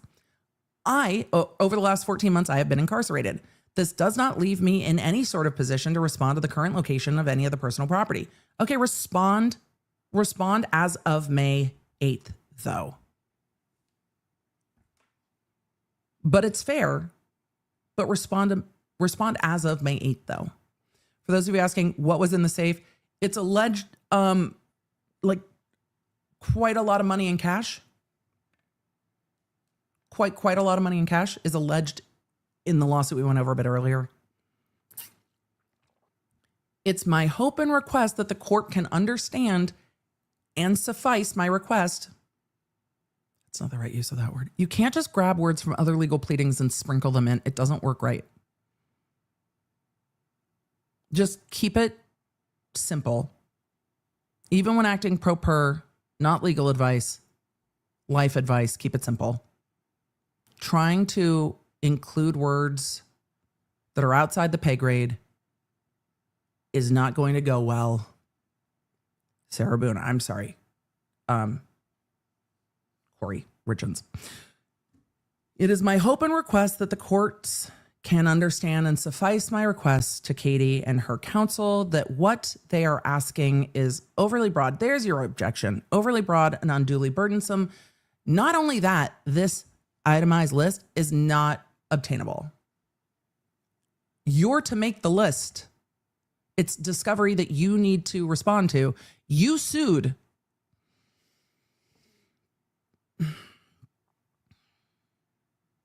Eric and I are married, period. Our quote, unquote, personal property is not just black and white on who purchased or acquired it. There are many other factors to consider. Vibes, Your Honor. As previously mentioned, that doesn't allow for this itemized list to be a cookie cutter spreadsheet. Well, you could just write it out. You don't need to make a spreadsheet. Nobody likes a spreadsheet. I mean, some people like a spreadsheet. I didn't mean to offend half the chat who are like, hey, I love a spreadsheet. You don't have to make it. You don't have to make a spreadsheet. Just a list. They would be happy with a list at this point. If there are specific items the trust or estate is focused on and they would like to itemize those and ask me about those, ask me about purchasing or acquiring those specifically, I will do my best to answer with that list. You provide me what you want, and then maybe I'll answer. You can see where discovery would get difficult here. But also, she brought this lawsuit. You have to engage in discovery. Though it is fair that engaging in discovery is going to be harder when you are incarcerated. That is a fair point. She brought the civil lawsuit before she was incarcerated. And I wonder if she thought she would not end up being incarcerated. But then the Google searches kind of indicate she thought she might. There's a second one that responds to another discovery request. I think this one is shorter. That one had much more information in it. This is also from July 23rd, 2024, with her asking for the court to allow time to respond and allowing more time for her response and then attaching the original motion. She then had lawyers substitute in on this case. So though originally she had attorneys, there was conflict, like legal conflict, not like vibes conflict, not aggressive, that kind of conflict. There was legal conflict. She ended up getting new counsel. New counsel came in for the limited purpose of dealing with the motion for summary judgment and one other item. So they came in as limited counsel. There are motions for summary judgment pending among other filings that are pending, and the court made a bunch of findings. So we are going to skip the motions for now, motions, reply, oppositions, or motions, oppositions, replies. And we're going to go through the court orders because there is still stuff happening in this case. If we need to go through all of those filings down the road, we can. C. Chandler Rogers says she's been locked up this whole time since her arrest on May 8th, 2023. Yes, but she was out of custody from the time of Eric's death in March 2022 till that arrest on May 8th, 2023. So she was out for a year pending that. Let's switch to order from May 14th, 2025. So we are scooting forward in time. We are now getting into the docket numbers that are numbering into the hundreds because there has been quite a lot of filings in this particular case. Kouri suing the estate. Order on motion to stay deposition of Kouri Richins. This matter came before the court on March 26, 2025 for oral argument on plaintiff Kouri Richins' motion to stay deposition. Attorneys appeared on behalf of Katie, the representative. Attorneys appeared, Randall Jeffs is the new attorney and the new firm on behalf of Kouri. So her new attorney appeared, having considered the parties' briefing on the motion, oral argument, and authorities. And for good cause appearing, the court orders as follows. The motion is granted in part, denied in part. The motion is granted in part that the court will stay the taking of Kouri's deposition until after June 2nd, 2025. The motion is denied to the extent it requests a stay of Kouri's deposition until a quote unquote final resolution of her pending criminal charges. A quote unquote final resolution of the pending criminal charges will require a final resolution of all potential appeals, and that would cause too much delay. Look, the court just keeps it simple. The court's just keeping it simple. Morgan in the chat asked, is Katie Eric's sister-in-law or sister? Katie is Eric's sister, biological sister, maiden name Richins, which is why this can get confusing, because it's Kouri Richins and Katie Richins. And so everybody's using first names, which in this case makes the most sense, because then we get into all the confusion with the same last names. Yes. So the court said, look, it makes sense to not take Kouri's deposition at this point. We're going to stay it till June 2nd, 2025. I imagine the court will put this over further now that there's a trial date for February for the homicide case. So now that I think the court will probably bump this out beyond the trial in the murder case because, well, no, maybe beyond that, because with the new charges, and the new charges were just filed at the end of June. So with the new charges and the allegations are largely in this financial area, her having a deposition regarding things that overlap with her pending criminal charges can put her at risk for double jeopardy, not double jeopardy, violation of the Fifth Amendment. Emily, wrong amendment, 5, not 6, will put her or could put her at risk for being required or asked questions that could be used against her in her criminal proceeding. So staying these proceedings until that criminal case is done makes sense, but we will see. Aaron Garcia and lots of you in the chat have asked, where are the kids? It's my understanding the kids are with the Richins family. I am not sure if they are with Katie or one of Eric's other siblings. I also haven't endeavored to find that too much. I know that they are with one of his family members, and I've kind of left it at that because internet. Cherry Balm said, isn't Mr. Jeffs who she tried to get fentanyl from? Same last name, but this is not the most uncommon last name. Same last name, I would imagine no relation. So that is my speculation. Same last name, but a different first name on the person we talked about yesterday that she tried to get fentanyl from, and the lawyer here.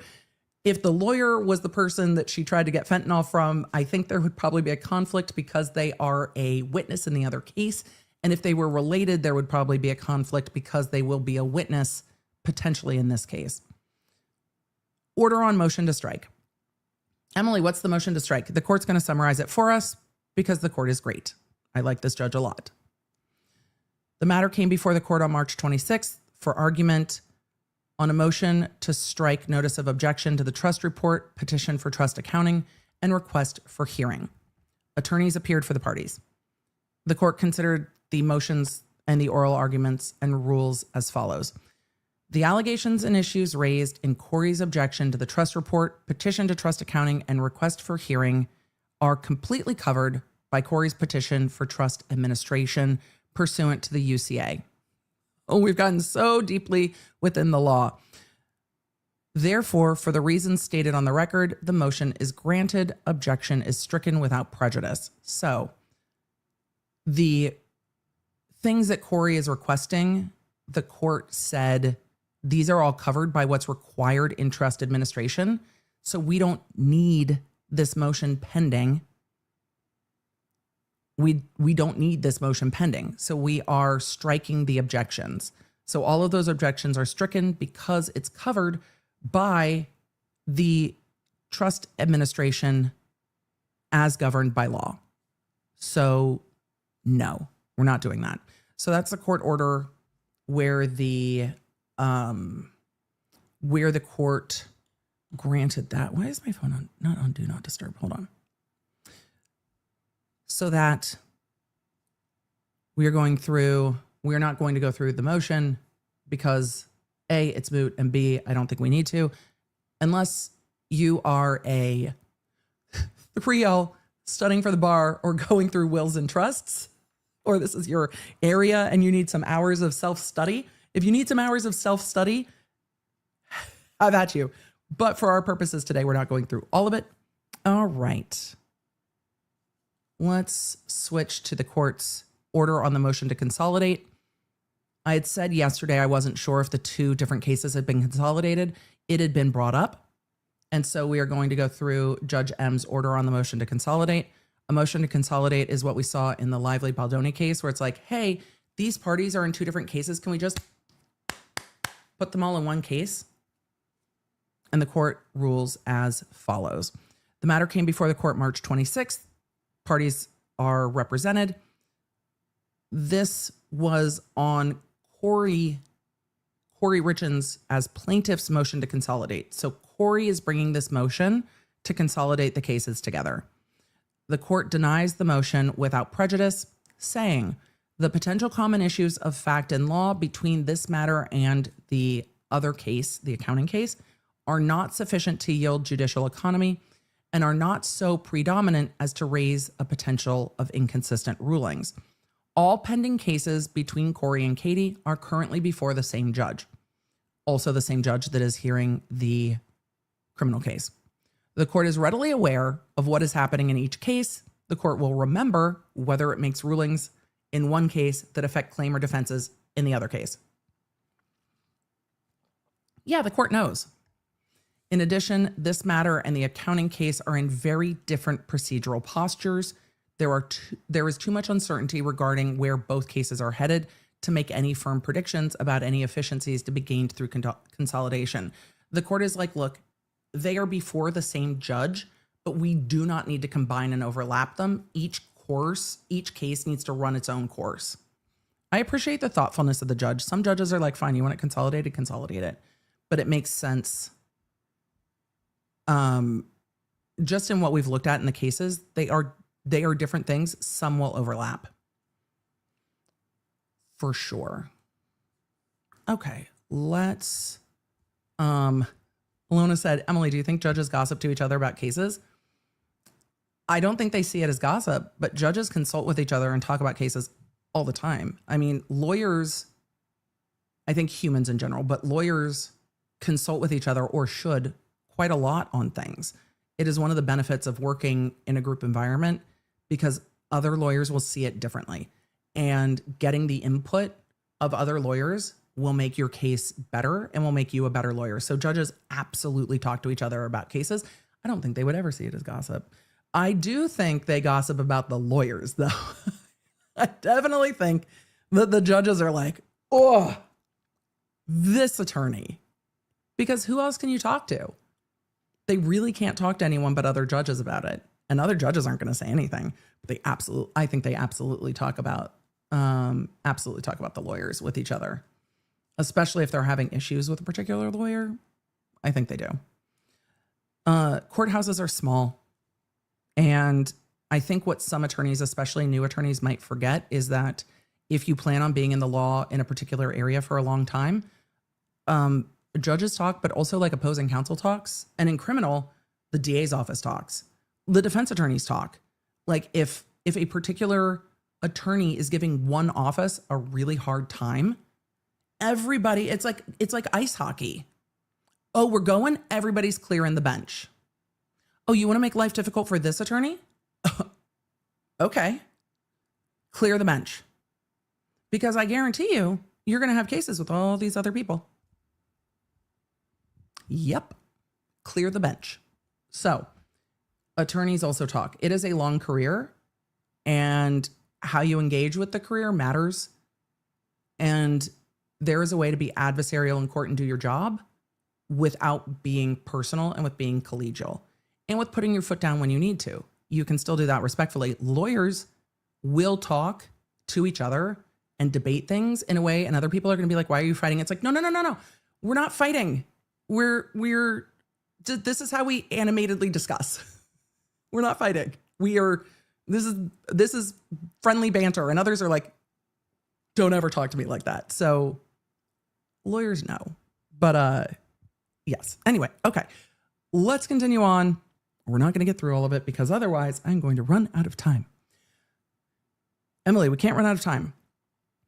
Order on motion for terminating sanctions. We might need to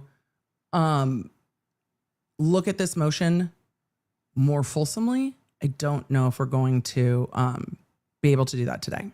We'll see. Order on motion for terminating sanctions. The matter came before the court on March 26, 2025 for oral arguments on defendant Katie's motion. Remember, Katie as the executor, trustee of the living trust and the executor of the will is in court as a defendant in this case. Kouri is the plaintiff suing. This was on Katie's motion for terminating sanctions. All the attorneys were in court. The court considered all the things. To the extent that the motion requests an award of reasonable attorney's fees and costs to Katie incurred in preparing for Kouri's deposition, appearing for Kouri's duly noticed deposition, briefing the issue of Kouri's failure to appear at her deposition, including both this motion and Kouri's related motion to stay her deposition, the motion is granted. Katie is awarded reasonable attorney's fees and costs incurred for the following: noticing Kouri's deposition, preparing for Kouri's deposition, appearing for Kouri's deposition, briefing the motion to stay, and arguing the motion and motion to stay. So they noticed the deposition. There was no objection to the deposition. And then Kouri just no-showed it. And the court's like, no, that's not, you're the plaintiff. You don't get to no-show, because the billable hours of the attorney shouldn't be spent on this. So Katie won attorney's fees with regard to Kouri Richins no-showing the deposition prior to staying this case. To the extent the motion requests further sanction, it's denied without prejudice, meaning if it needs to come up again, it will. And then the court makes a note. If Kouri were to fail to appear for a deposition as noticed by Katie or ordered by the court in the future, the court's like, just fair notice. The court could, in its discretion under Rule 37 of the Utah Rules of Civil Procedure, impose additional sanctions, including but not limiting to striking Kouri's pleadings. You are the plaintiff. You brought this action. You are required to sit for deposition. If you fuck around, the court would never, I think Judge M would never, but if you fuck around, you will find out. And the find out is going to be, I can strike your entire complaint. What? I can strike your entire complaint. This is putting, I think, Kouri's attorneys, but I think this is putting Kouri on notice, right? So if this happens again, the court can strike your pleadings, claims, and defenses. The court will address that issue if it arises in the future.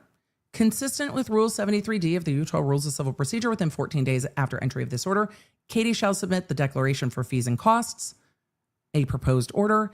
Unless Kouri objects within 7 days after Katie files the declaration, the court will enter the order of the claimed amount.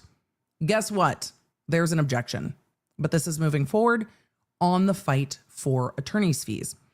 So the court, there is pending a fight over attorney's fees with regard to the award of sanctions, where the estate essentially was awarded attorney's fees against Kouri.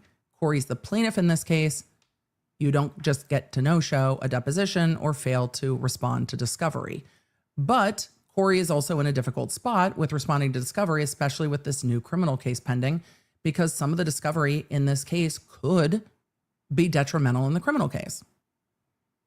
So let's take a look at the last motion that we are going to look at today with this. This was filed on July 2nd, docketed just recently. So this was filed July 2nd, 2025. Stipulated motion to stay all non-stayed claims. Some of the claims are already stayed. So parties to this action by their respective counsel under Rule 7K, of the Utah Rules of Civil Procedure, stipulate and move for an order immediately staying all non-stayed claims pending the outcome of plaintiff Kouri Richins' criminal murder trial in the state versus Richins. Footnote 1, for clarity, the stay will not extend until the completion of Kouri's separate bifurcated criminal trial for various financial offenses. Well, now there's more charges too. The stay will only last until the murder trial concludes, is what they're asking for. Once the criminal murder trial concludes and after written notice filed by any party in this action, the parties agree that within 14 days thereafter, they will work in good faith to formulate and file a proposed discovery order that is mutually acceptable to all parties.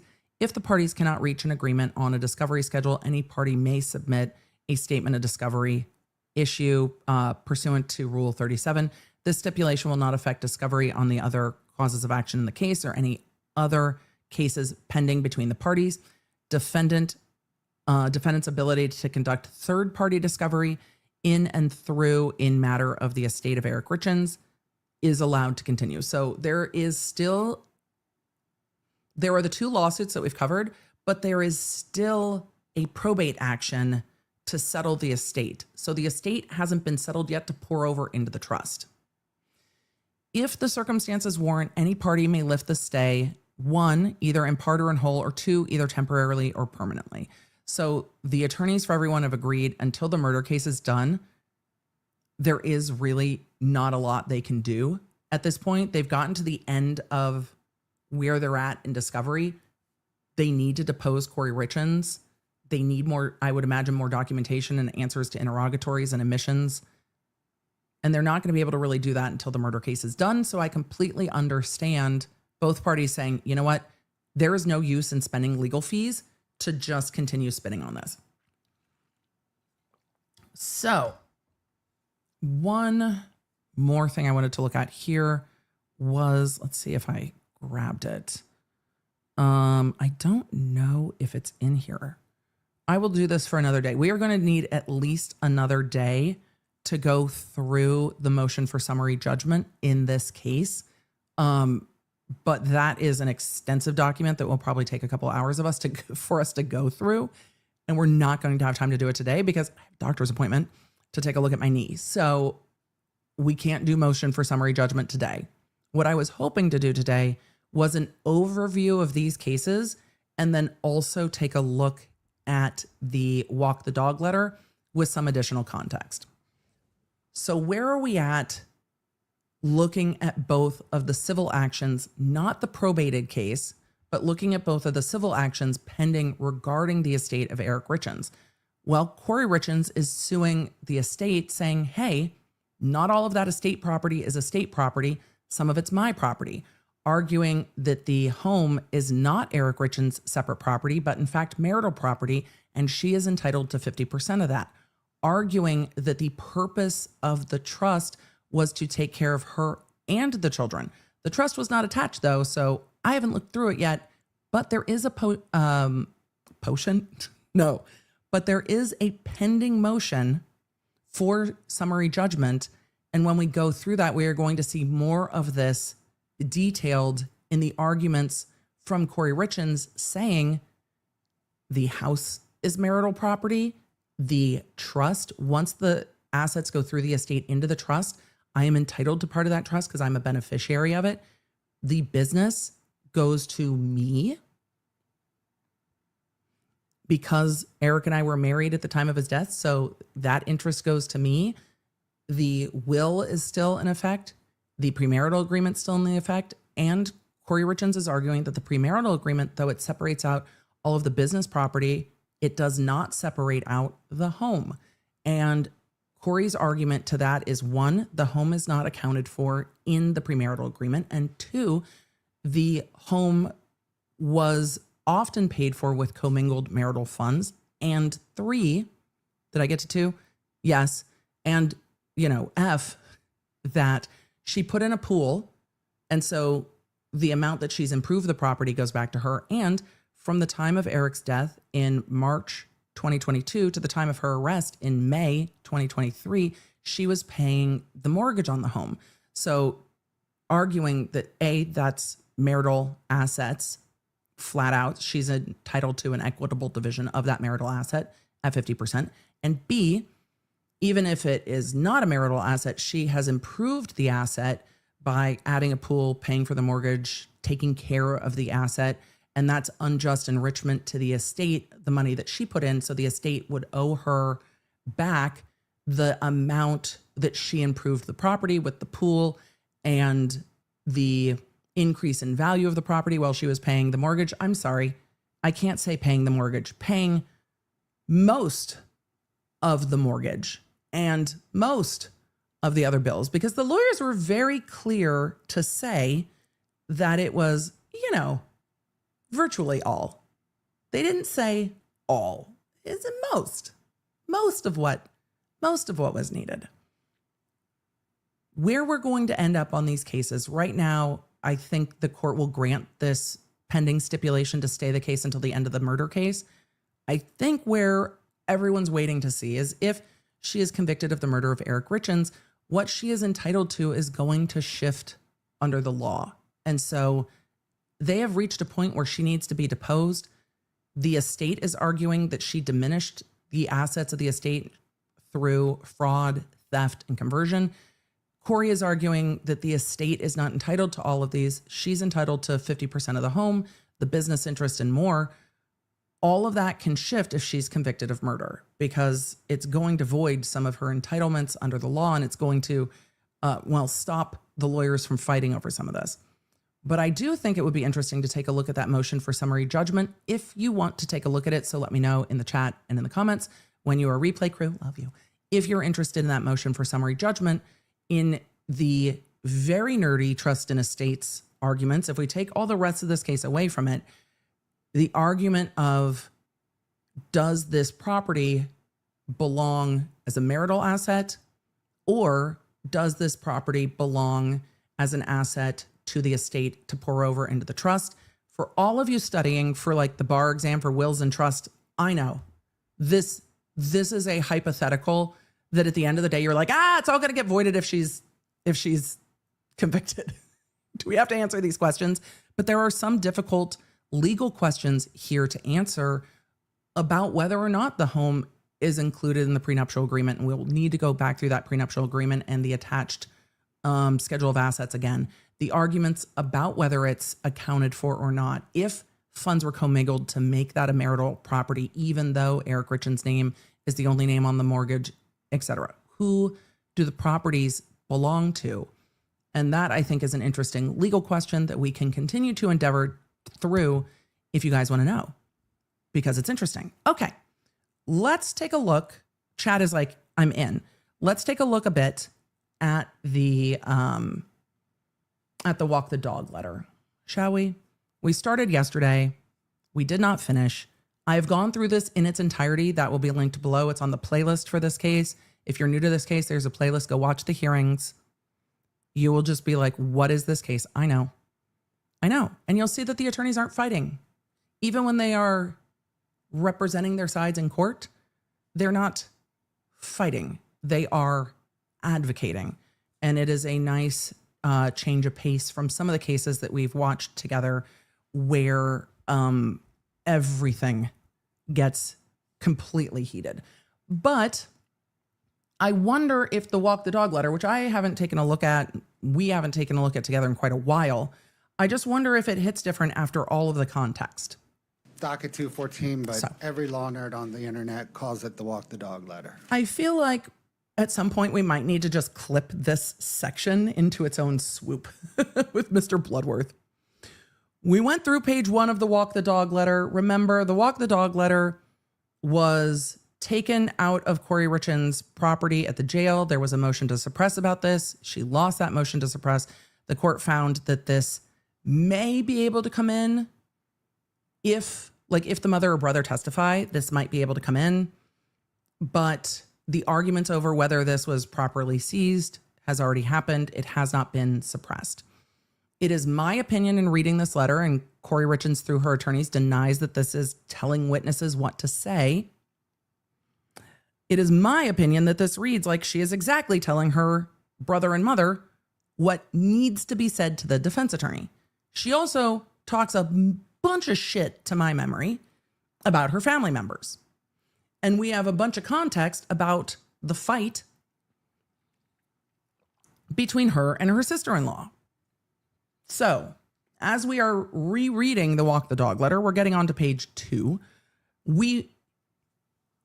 Yesterday, we read through Kouri telling her mom to tell her brother what her brother should tell her former attorney, Sky, about how Eric was getting weed gummies from Mexico and that there was a huge fight over it.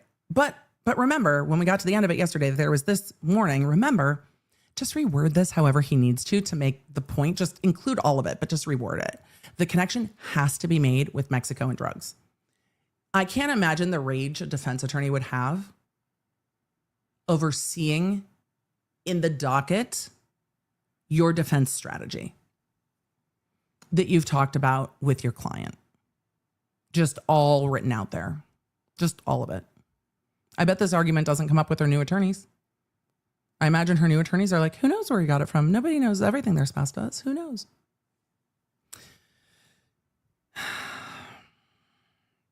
The connection has to be made with Mexico and drugs.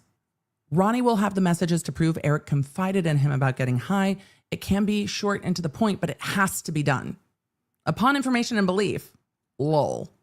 They never found pain pills or fentanyl in my house because he hid it in an allergy bottle in a work truck. And Cody emptied out the work truck within a week, so they were never found. Cody, the business partner. When you talk to Ronnie, brother, about this, meet up with him in person. I worry sometimes that your house and phone are bugged. Oh, the house that the estate is saying is converted property, that house. I worry sometimes that your house and phone are bugged. Maybe drive down to Salt Lake, I think that is SL, and meet him after work without Bree. Sky has to make the connection between Eric and Mexico because that makes the most sense in her mind. My attorney, Sky, the first attorney, my attorney wants to make the connection. So if you could go tell brother to just go tell attorney all of this, that would be great. Oh my God. If it's Ronnie's information and belief about the conversation, again, information and belief means you don't know. Like, this is not a serve. Again, saying on information and belief means you don't know the thing. So it's basically saying, well, if it's based on his, I heard, like a little bird told me, it's not coming into court because it's fucking hearsay. Information and belief is what lawyers use to say, I don't know this thing. I think I can prove this thing through evidence later, but I can't prove it now. If you can't prove it, it's not evidence. This is not the serve you think it is. This is the wrong use of this word. Just stop trying to use the legal words that you don't understand. It just doesn't work. No, that's not helpful. If he says, well, I heard, it's never coming into court. He can't testify to what he heard someone else say. It's all hearsay.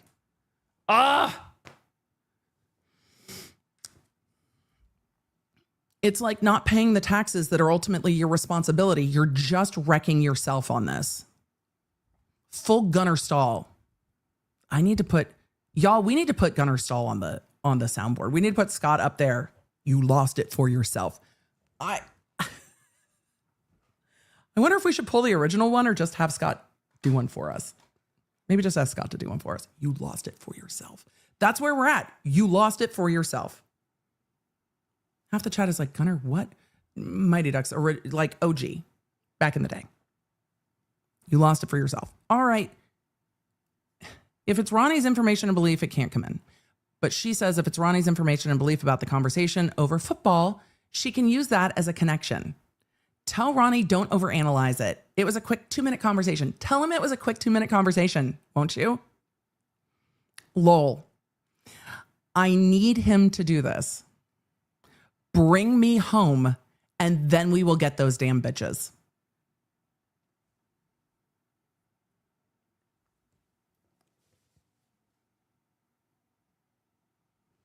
Who do you think she's talking about? Who do you think she's talking about, chat? I think she's talking about her sister-in-laws. Don't you? Bring me home is what she put in this letter. And then we will get those damn bitches.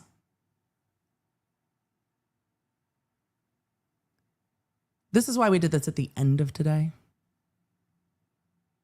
Also, please text Lotto or call. Tell him, do not text me anything about us doing things together ever. Like church, skiing, trips, nothing that puts us together. It doesn't look good. Wait, is she asking, this is purely speculation? Is she asking mom to text Paramore and be like, don't text me about things?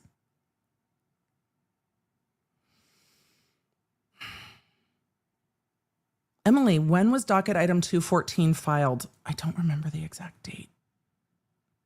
I'll have it. Hold on. Let me go look because we're so close to the end. Let's push through. No, you're not. No, you're not. No, you're not. This is right around, it might not be the exact date, but this is right around mid-September 2023. Mid-September 2023, Kouri Richins is writing, we're so close to the end. Your trial is set for February 2026. We're so close to the end. Let's push through. Have the conversation with Ronnie before he meets with Sky. Then tell him to tell Sky at the meeting about the conversation. Hang in there. We're almost there. Love you to the moon. Asterix. Take vague notes of all of this so you remember before you walk the dog. If anyone thinks walk the dog doesn't mean get the story together, I think she spells it out. Kouri, did you learn that from your cellie? I bet your cellie also told you that those Google searches are going to get your ass. I imagine that's exactly what they said to you. Take vague notes. Page 4. I saw a commercial yesterday, Utah Mortgage Relief. Google them, please. It's for people behind on their mortgage. Can you see if they can help at all on whatever that house is? I think that's probably a street and or city. We have to get hers, yours, and Chelsea's taken care of ASAP. Which one is the bestie? Marissa's house. Sorry. Help at all on Marissa's house. Which one's the bestie that got evicted?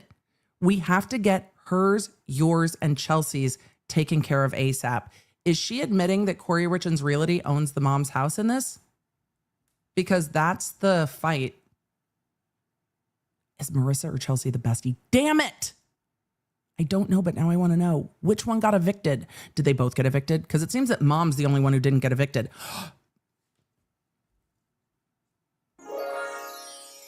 I am speculating. All the money that she was giving to mom, was mom putting it into mom's house?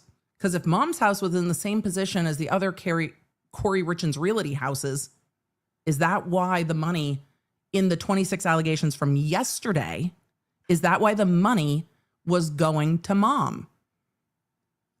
To keep mom afloat? Is mom's house the only one that didn't get foreclosed on? I have so many questions. God, I want all of the... I want all of the documents. It's so hard when you don't just have the boxes of files, even if they won't come in on trial. I'm so curious. I'm so curious. Allison said a golf club with a hot dog on the end of it. It wasn't a literal hot dog. It was like the putter part of the golf club was shaped like a hot dog. It was a whole thing at our water polo banquets. Huh. I'm so curious as to the tea on who the bestie is. Okay, I saw a commercial on TV for mortgage relief. Take care of Marissa's house, Chelsea's house, and yours. Try to go to that place in Camas. What about asking Lotto to do a loan solely in his name? And not have you on there? Ooh, there's much mom knows.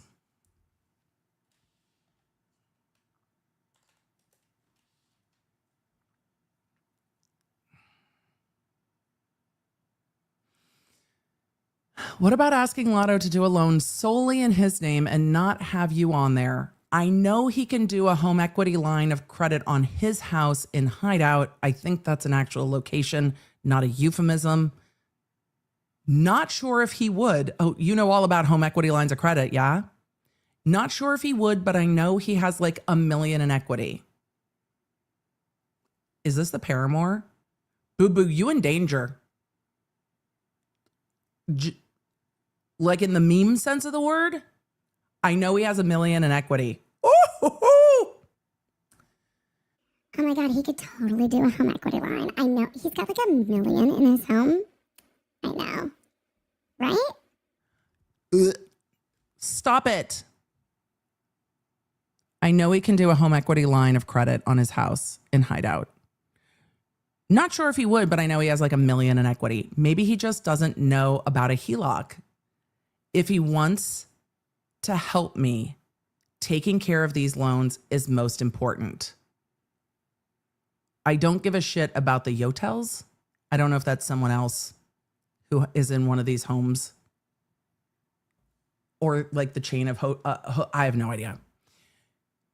Remember, we stick to court documents, which is why I'm just like, I don't know.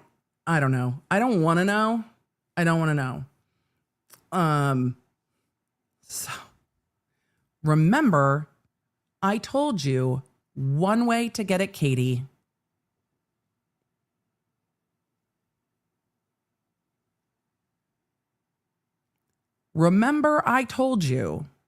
one way to get at Katie is going through my phone and I forgot how much I fucking hated this. Warning, I hate this and I have so much judgment about this. One way to get at Katie is going through my phone and finding a picture of her girls, even with the boys being Kouri's children, print copies and send them out anonymously to different media companies. I forgot how much I hated this. That's right. Obviously, don't email the pictures so it's not traceable. She would be livid if it got out to the public. Your nieces and nephews. These are her nieces and nephews. Her sister-in-law's kids. One way to get at Katie, she tells her mom, is to leak pictures of the kids to the media. You can see why she's fighting so hard to keep this letter from the jury, right? It'll be interesting when, how, if this comes in any of the civil cases. She tells mom, you would just have to do it sneaky and be careful.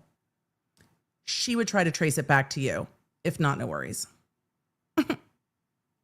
Go ahead and leak pictures of my sister-in-law's kids to the media to get after her. This is while she's in custody in early 2023, or no, like around September 2023. While the civil cases we were just talking about were going on. This is going on at the same time. If not, no worries. Sky is having my girls do the first interview with Good Morning America. I don't think that ever happened. Please tell Chelsea to bring up that he hasn't been to church in the 13 years she has known him. And Eric would brag to her about how much he drank and did pills in high school. Really? You want whoever Chelsea is on Good Morning America to shit on your husband for not going to church enough. You're accused of killing him, so you want to bring up that he didn't go to church enough and was drinking in high school? Tell Kelsey. Did we change Chelsea's name to Kelsey so that we could protect the innocent? What's happening here? Is Kelsey underlined because it's really Chelsea? Is that how we're changing names? Tell Kelsey to say, quote, Eric always wanted Kouri to go down for him.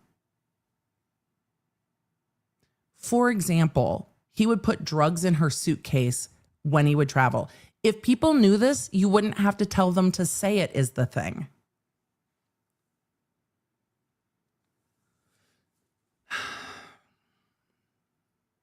Kouri, from everything we have seen, is determined to protect Kouri at any cost, including slandering the deceased father of her children, who she's accused of murdering, to the media.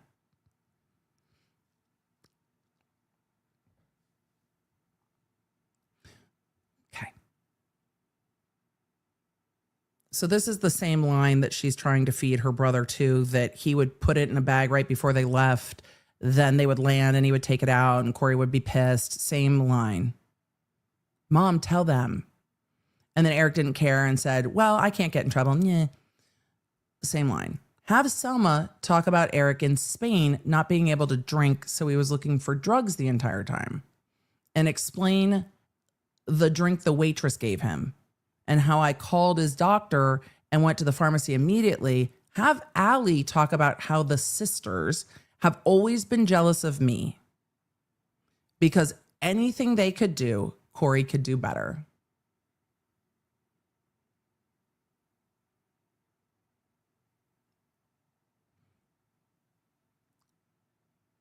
Being a mom. Oh, she goes on to list the things. Oh boy, I know it's hard. Julie, thank you. Julie is like, chat, please no name calling. Chat, we have done hard things. We can do hard things. You can have all the mad feelings and all of the ick. You can feel all of the empathy for her in-laws that are having to navigate a family law case with Kouri's specific brand of personality. Yep. Rage is fair. Thank you for not name calling. I know it's hard. Rage is, the feelings are fair. Everyone's always jealous of me is giving Sarah Boone. I would Nightshade winner. I wonder if Bruce already covered this, because this was like 2 years ago that this letter came out. We are circling back with new context, but I bet Bruce already covered it because all the self-snitching. I think almost everybody probably covered this when it came out. This would be back 2023. Okay, let's read the list of Kouri's perceived I told you yesterday, I think Kouri thinks she's better than all of us. I didn't say I think she's right. I said, I think she thinks she's better than all of us. She wants her friends, it seems, to talk to the media about how the sister-in-laws are jealous of Kouri because she's better at them than at everything, including being a mom. Being a mom is not a competitive sport. Being a mom is not a competitive sport. It should be a community. And moms who make it a competitive sport are not law nerds. Well, they are not here. There is no competition in parenting. It should be community, not competition. So knock it the fuck off. Go tell it to your fucking Pinterest board. I don't want to hear it. Just miss me. They're jealous because Kouri could do it better, being a mom. How's that going from prison? I'm sorry, jail, not prison yet. College. Stay-at-home wife until she built $1 million company. It doesn't count. You cannot call it $1 million company because you are in debt multiple millions of dollars. That's not how that works. Being in the negative does not count.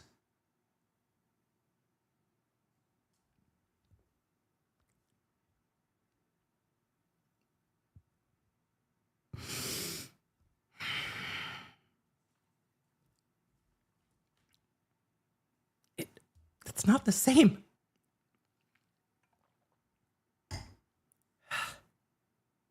Stop it. Oh, chat, I didn't mean to insult if you love Pinterest. I'm sorry. My children were very young. This is personal for me.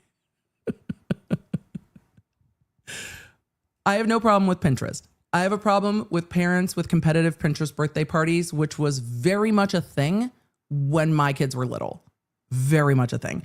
Anyone who had to live through the competitive Pinterest birthday parties of it all knows what I'm talking about.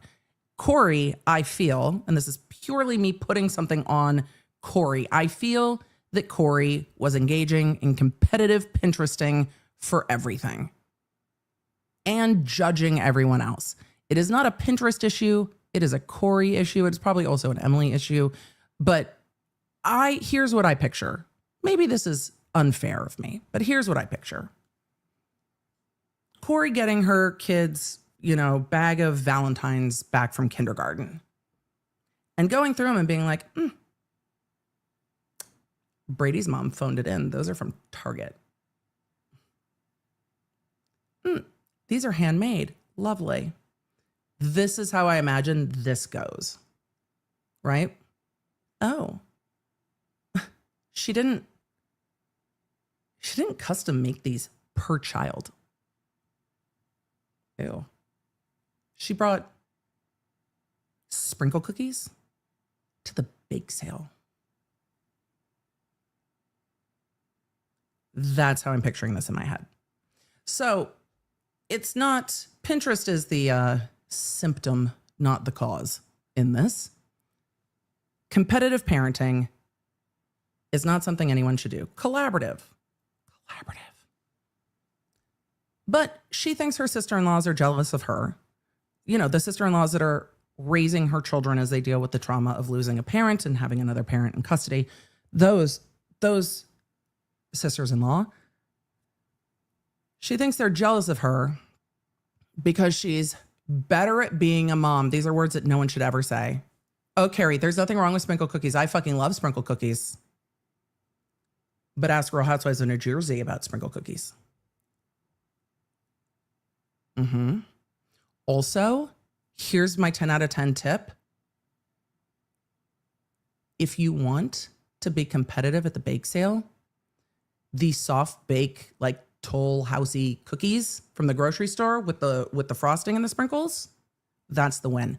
Those grocery store cookies, I don't care what chain of grocery store you find, those soft grocery store cookies with the frosting on them, they do different colors, different times of year. Those cookies are a win 10 out of 10. You can be the best baker in the world. You throw some of those cookies in front of some high school kids and they are going to lose their mind. They fucking love them. So they will love them. Those cookies are the best. But the sprinkle cookies is a Real Housewives reference. All right. Continuing on. Right? All of you were like, yes. Yes, I know. Loft House. Thank you. Not Soft House. Emily said Loft House. Those cookies. Those ones. So Kouri is telling her mom to tell her friend to tell the media that the sister-in-laws are just jealous because she's better at being a mom and at college and at being a stay-at-home wife. And then she built $1 million company and she has a nicer house and a nicer car, right? It gives a picture.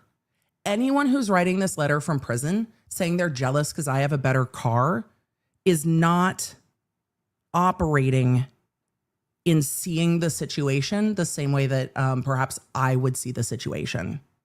Perhaps I'm being too judgmental about it. Fair. I am. But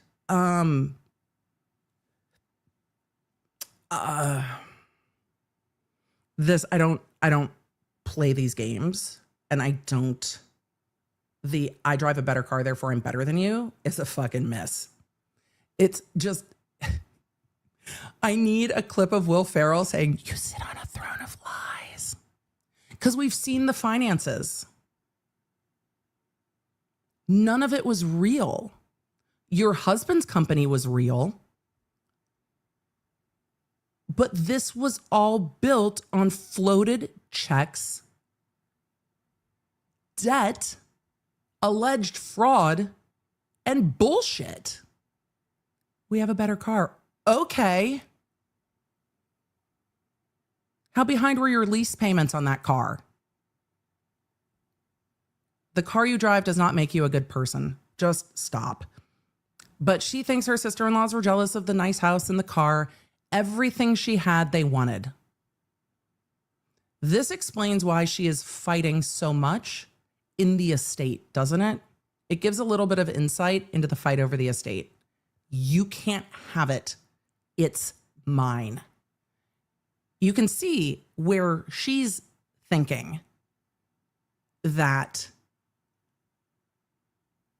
they want to take this from her. And they're saying this isn't yours. This was Eric's.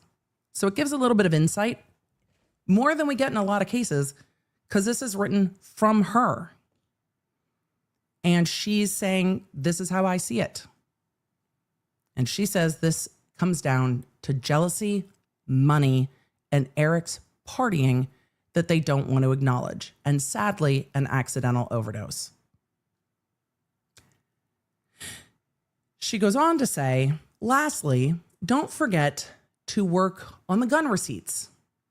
We want to file charges and let the prosecutor not do anything about it to use in our defense.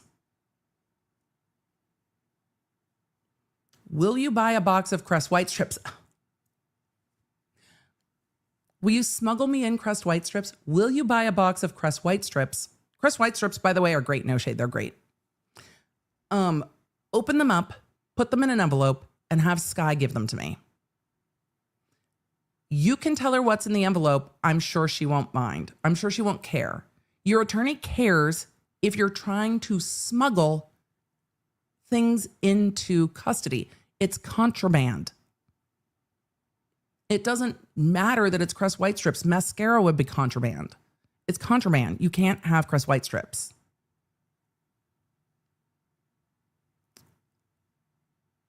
I'll make sure they can't be found in my cell like the letter.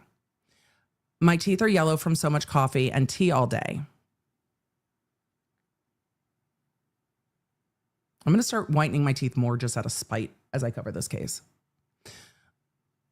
She goes on to say to her mother, presumably, and the defense has argued that this was never shown to her mother. So this was not her interceding in the case or telling anyone what her defense was. This is her writing a fictional transcript. This is a book. This is just all a story. She goes on to say, I love you. I love you. I love you. Hang in there. We're getting there. Slowly. You're the best mom in the whole world. I'm so lucky to have you. Diana said, what does her teeth have to do with anything? Well, she doesn't like the way it looks in the mirror. You can't be better than everybody if you can't bleach your teeth in custody.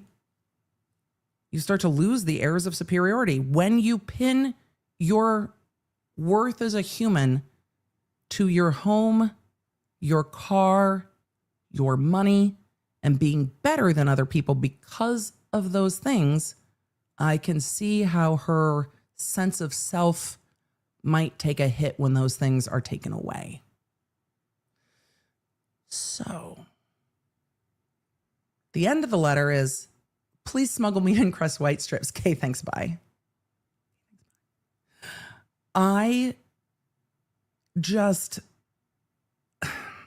They do have mirrors in jail, but they are terrible ones. But there are mirrors. Also, I am pretty sure that Kouri probably tries to find a way to watch coverage of her case in custody. Lots of people in custody do, and tries to watch coverage of her case. In the older coverage, you will see her and her brother in a transcript of a jail call talking shit about the coverage of her case. They do not see it the same way. It's a lot of wait till they know the true story. Kouri denies all of this. Kouri's attorneys deny all of this. They're going to trial on all of this. The way I see the case is based on covering this case from the beginning. Sometimes I cover a case just going into trial and we don't know a whole lot. Sometimes I start covering a case at the beginning, and by the time we go to trial, I've seen a lot of the evidence. We've seen a lot of the evidence, and I have an opinion about the case. This is one of the cases I have an opinion about. And I have an opinion about it. If the evidence does not come in at trial the way it's come in other hearings, I will be very surprised, because we've seen quite a lot of neutral testimony at those hearings, including the preliminary hearing. So she has a presumption of innocence. She has denied all of this. We will see how the evidence presents to the jury. There are some arguments in the civil cases that I'm interested to see play out. However, being a lawyer, I can be like, I don't like you, but that's a good legal argument. The walk the dog letter was one of the first, oh, I can't with you. Her writing this letter, going after her sister-in-law's kids, miss me. The fact that you would think that makes me so mad. You don't go real world with people. I don't care if you have beef with your sister-in-law. Going after your nieces and nephews and then trying to get one of your friends to smear your deceased husband, who you've been charged with murdering, in the media, that your kids will see one day. That's what you want your kids to think of their father. Really?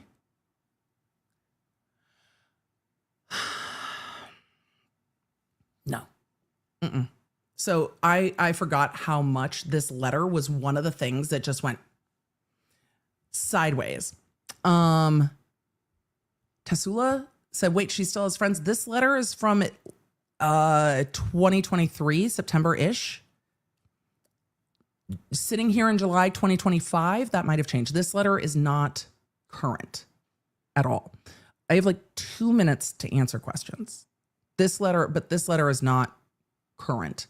We have revisited it with new information from the other cases, and for the law nerds that are like, excuse me, what's docket 214? Docket 214, but every law nerd on the internet calls it the walk the dog letter.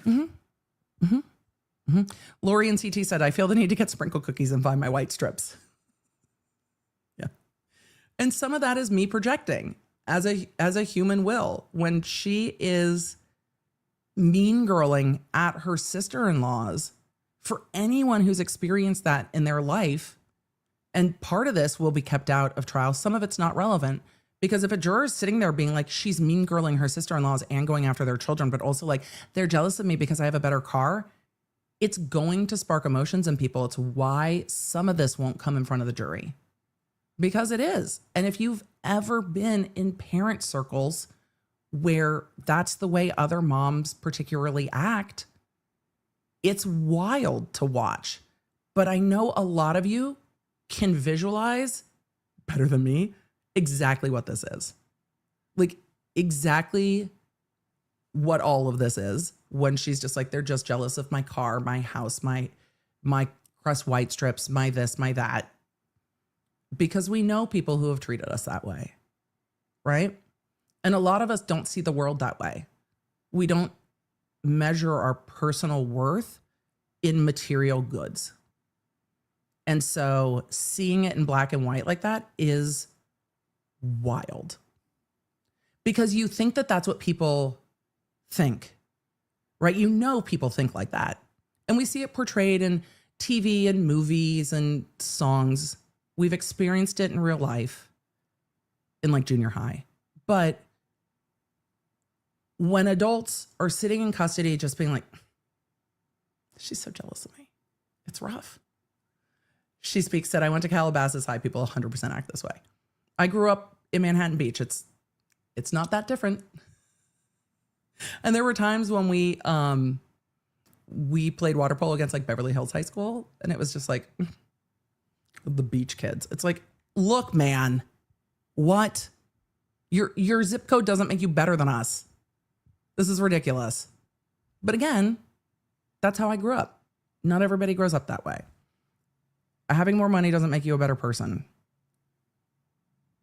Maybe it can give you the opportunity to do more good. That's a cool thing. Eddie Irene said, Mods, can we get Emily to talk about the book on another live? We talked about it today. I'm not going to give it attention because I think attention is probably desired. I'm not going to give it attention. We did talk about it today in context of the family suing over the improper use of Eric Richin's name, image, and likeness, but I'm not going to give it any more attention than that. We talked about the fact that it was written and she was promoting it when she was arrested. It doesn't deserve more attention, I don't think. So hopefully that makes sense, but we talked about it there. A lot of you are like, oh, I know what that growing up is like. We're going to do a few questions, chat, and then a few questions. Do it. And then I got to go. James said, can we read the book reviews? Maybe on a members only. We can't today. Miss Meg said, fasting before I get my wisdom teeth out later, so EDB is my caffeine this morning. Good luck, recover well, follow the instructions. All of the instructions. It hurts. Follow the instructions. Coffee and deep cleaning my house today. Cheers. It's always good to see what you guys are doing. Spoonie with a cause said my AC is working again. Huzzah. Amazing. Trisha said Tallahassee wondering if you will now be covering the Donna Adelson trial. If it goes to trial, yes. And we will circle back to some of her other motions. I have been giving updates on the Emily Show, which I know is on the Emily Show YouTube channel. I've been giving kind of quick updates. Her trial date is set for August. We're going to cover, though, a lot of these cases that have been pending as much as we can, but we will get to that. So the bionic reading is amazing. For those of you that were asking about the plugin that I was using that I talked about yesterday, we linked it yesterday. We'll link it today, but it has a bionic reading mode, and that's how I got the font that I was looking at. Are you and T and family done with Indianapolis? No, not at all. Not done with Indianapolis. Also, there's a Kouri outside of Indianapolis. Look, Indianapolis, folks, if you have not been to Kouri, there is a Kouri outside of Indianapolis, which was a delight, but no, we'll be back. We haven't had time to do meetups and stuff. We will see what we can do in the future, but we have a lot of band things. But if you see me at band things, holler at me and say hello. I always, unless it's in the middle of the Cavaliers performing, then absolutely don't. For those of you saying, what is a Kouri? It is a revolving sushi restaurant. They have an app so you can register in advance or make a reservation in advance. They're great. So yes, they are fantastic. I enjoy them. They are lovely. So I hope that you will check that out if you are in that area. I love them. It is one of my favorite places to go. It is so fun. Bruce West said, would like to be mass law enforcement officer, but I don't drink. I think it's a good thing. Look, new people coming in who don't agree with the culture is one way to change culture. And it seems like in mass policing, there is probably a disconnect on culture. And I think that's a good thing. Chris Jenner said, please add Jackson saying it's cooked to the soundboard. I need to start a list of what we need to add to the soundboard and what needs to roll off of the soundboard because we're going to run out of room, but yes, I will. Sonia shared a life experience that I went through my grandmother's bank accounts and found my uncle's wife had stolen $31,000 over the stage of 2020 to 2022 buying cigarettes and coffee. A lot of cigarettes and coffee. I mean, cigarettes are expensive, but it's really hard. And especially if people aren't keeping up with their accounts in the same way, taking a look at it, this might be different for everyone. My experience has been that a lot of people carry a lot of secrecy and sometimes stress, anxiety, shame around money. And so people don't always talk about it openly with family. Some families do not talk about money at all. And it is one of those things that makes people susceptible for shit going wrong. Because I understand the I don't want to look at it. It's really stressful. I completely get it. But it can leave people susceptible to this. And this can happen. I've seen it with the neurodivergent folks, myself included, being like, this is way too stressful. I can't even endeavor to take care of this. And then months go by and you're like, shit. I get this with people as they get a bit older and it gets harder to do, that they don't want to tell anyone that it's harder and they get stressed. There is so much emotion wrapped up sometimes in money that it can be hard to find things. I wish I knew a way to open up those conversations more and let people know there without judgment, but it can be tough. Lindsay says, oh my God, meet up with Peter Mon. Peter and I have met in person when I've been in Indy personally. I don't know if we would do a large meetup. I think that could be very, very overwhelming, but we will see. But it is tough. So it is a tough thing. Christy R, travel queen, shared, hey, I love the profile picture with the coffee. My brother's baby mama is in federal prison, long story, in Texas with Jen Shaw and Holmes. They do have it pretty easy, but it's still prison. Women's low security federal prison is probably one of the easier experiences you are going to have. It is not the easiest experience, but it is one of the easier experiences you are going to have. And that's going to be a different experience than others. I think Todd Chrisley has been sharing very openly about his experience in prison. What I appreciate about Todd is he's just like, no shame in my game. I'm going to tell you all the things. And I think that's what made their TV show successful. And others will share their experiences when they come out too. But a minimum security federal prison is a very different aspect than a state prison. And most state prisons do not have that same camp environment. So it is not going to be delightful. Barry Adams said, I was a Home Depot cashier and would make gooey eyes at my Contractor Pro customers, but I never had this audacity. I mean, I get it. When I worked as a cashier at Sports Chalet, people would come in to get ski equipment. And I'd be like, ooh, I'd hit the slopes with you. And then I met Dr. B. And then I was like, oh no, I can't hit the slopes with you. If you break a wrist, it's going to be a huge problem. Skiing's off the table. And then after I had torn the ACL, not this one, torn the shoulder, torn the ACL. And then we get all down the road of, that's not an activity for me. Now I just watch band, live music, and drum and bugle corps and all the rest. FL Fan said, thank you, EDB. I had no idea about Kouri Richins. I think this trial is going to gain attention like midway through. When I do, and it's been a minute since I've had some time to do media interviews, but when I've done some interviews, people are like, what cases are you following? I'm like, have you heard of Kouri Richins? And it doesn't matter, ABC, NBC, whatever. People are like, wait, what case? I'm like, look, somebody's making a docuseries because I saw, I think Nightline was in court a bit. It just hasn't picked up steam yet. But the law nerds are going to know all the tea because eventually everybody's going to be like, wait, what is going on in this case in Utah? And then everybody's going to be like, what? Locally, I imagine it has a bit more attention. Nationally, this case does not have nearly the attention and as others. So occasionally the attorneys are like, everyone knows about this case. It is more local. It is of much more intense local interest. This is one of those cases that once we get past opening statements, especially as we get into the defense case, that you are going to see as we get into the defense case, everyone will start talking about it, especially if she testifies. And then it's going to be like, wait, what? Boom. And then it's like everyone will be talking about this case, but it's going to be a slower burn on this one. But we're here.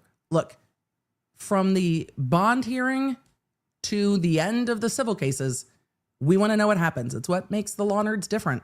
We don't jump ship just because there's a new case. I'm interested. You're interested. We're still here. But with this, I have got to say bye, or I'm going to be late for my doctor's appointment, which would be so rude of me. And I know that some of the team there are law nerds. So I hope they're not sitting there going, girl, you are supposed to be up here.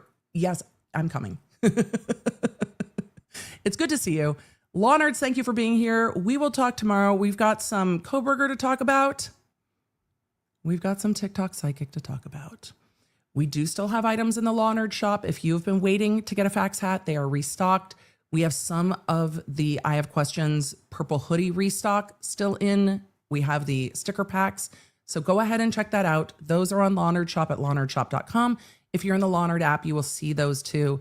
And we can always send a push in the Law Nerd app reminding you what's still there. If you're interested, thank you very much. The Law Nerd shop and the app help support Team Baker, and we appreciate you. Law Nerds, I'll see you tomorrow. We've got lots to talk about. So I will see you then. All right, I gotta go. Bye. Thank you for joining me. Make sure you don't miss a live stream or any of the updates on the cases that you care about most with the Law Nerd app at lawnerdapp.com. It's a free download on iOS and Android, so I can keep you in the loop. because you never know when something's going to pop off. Thanks for being here, and thanks for being a law nerd.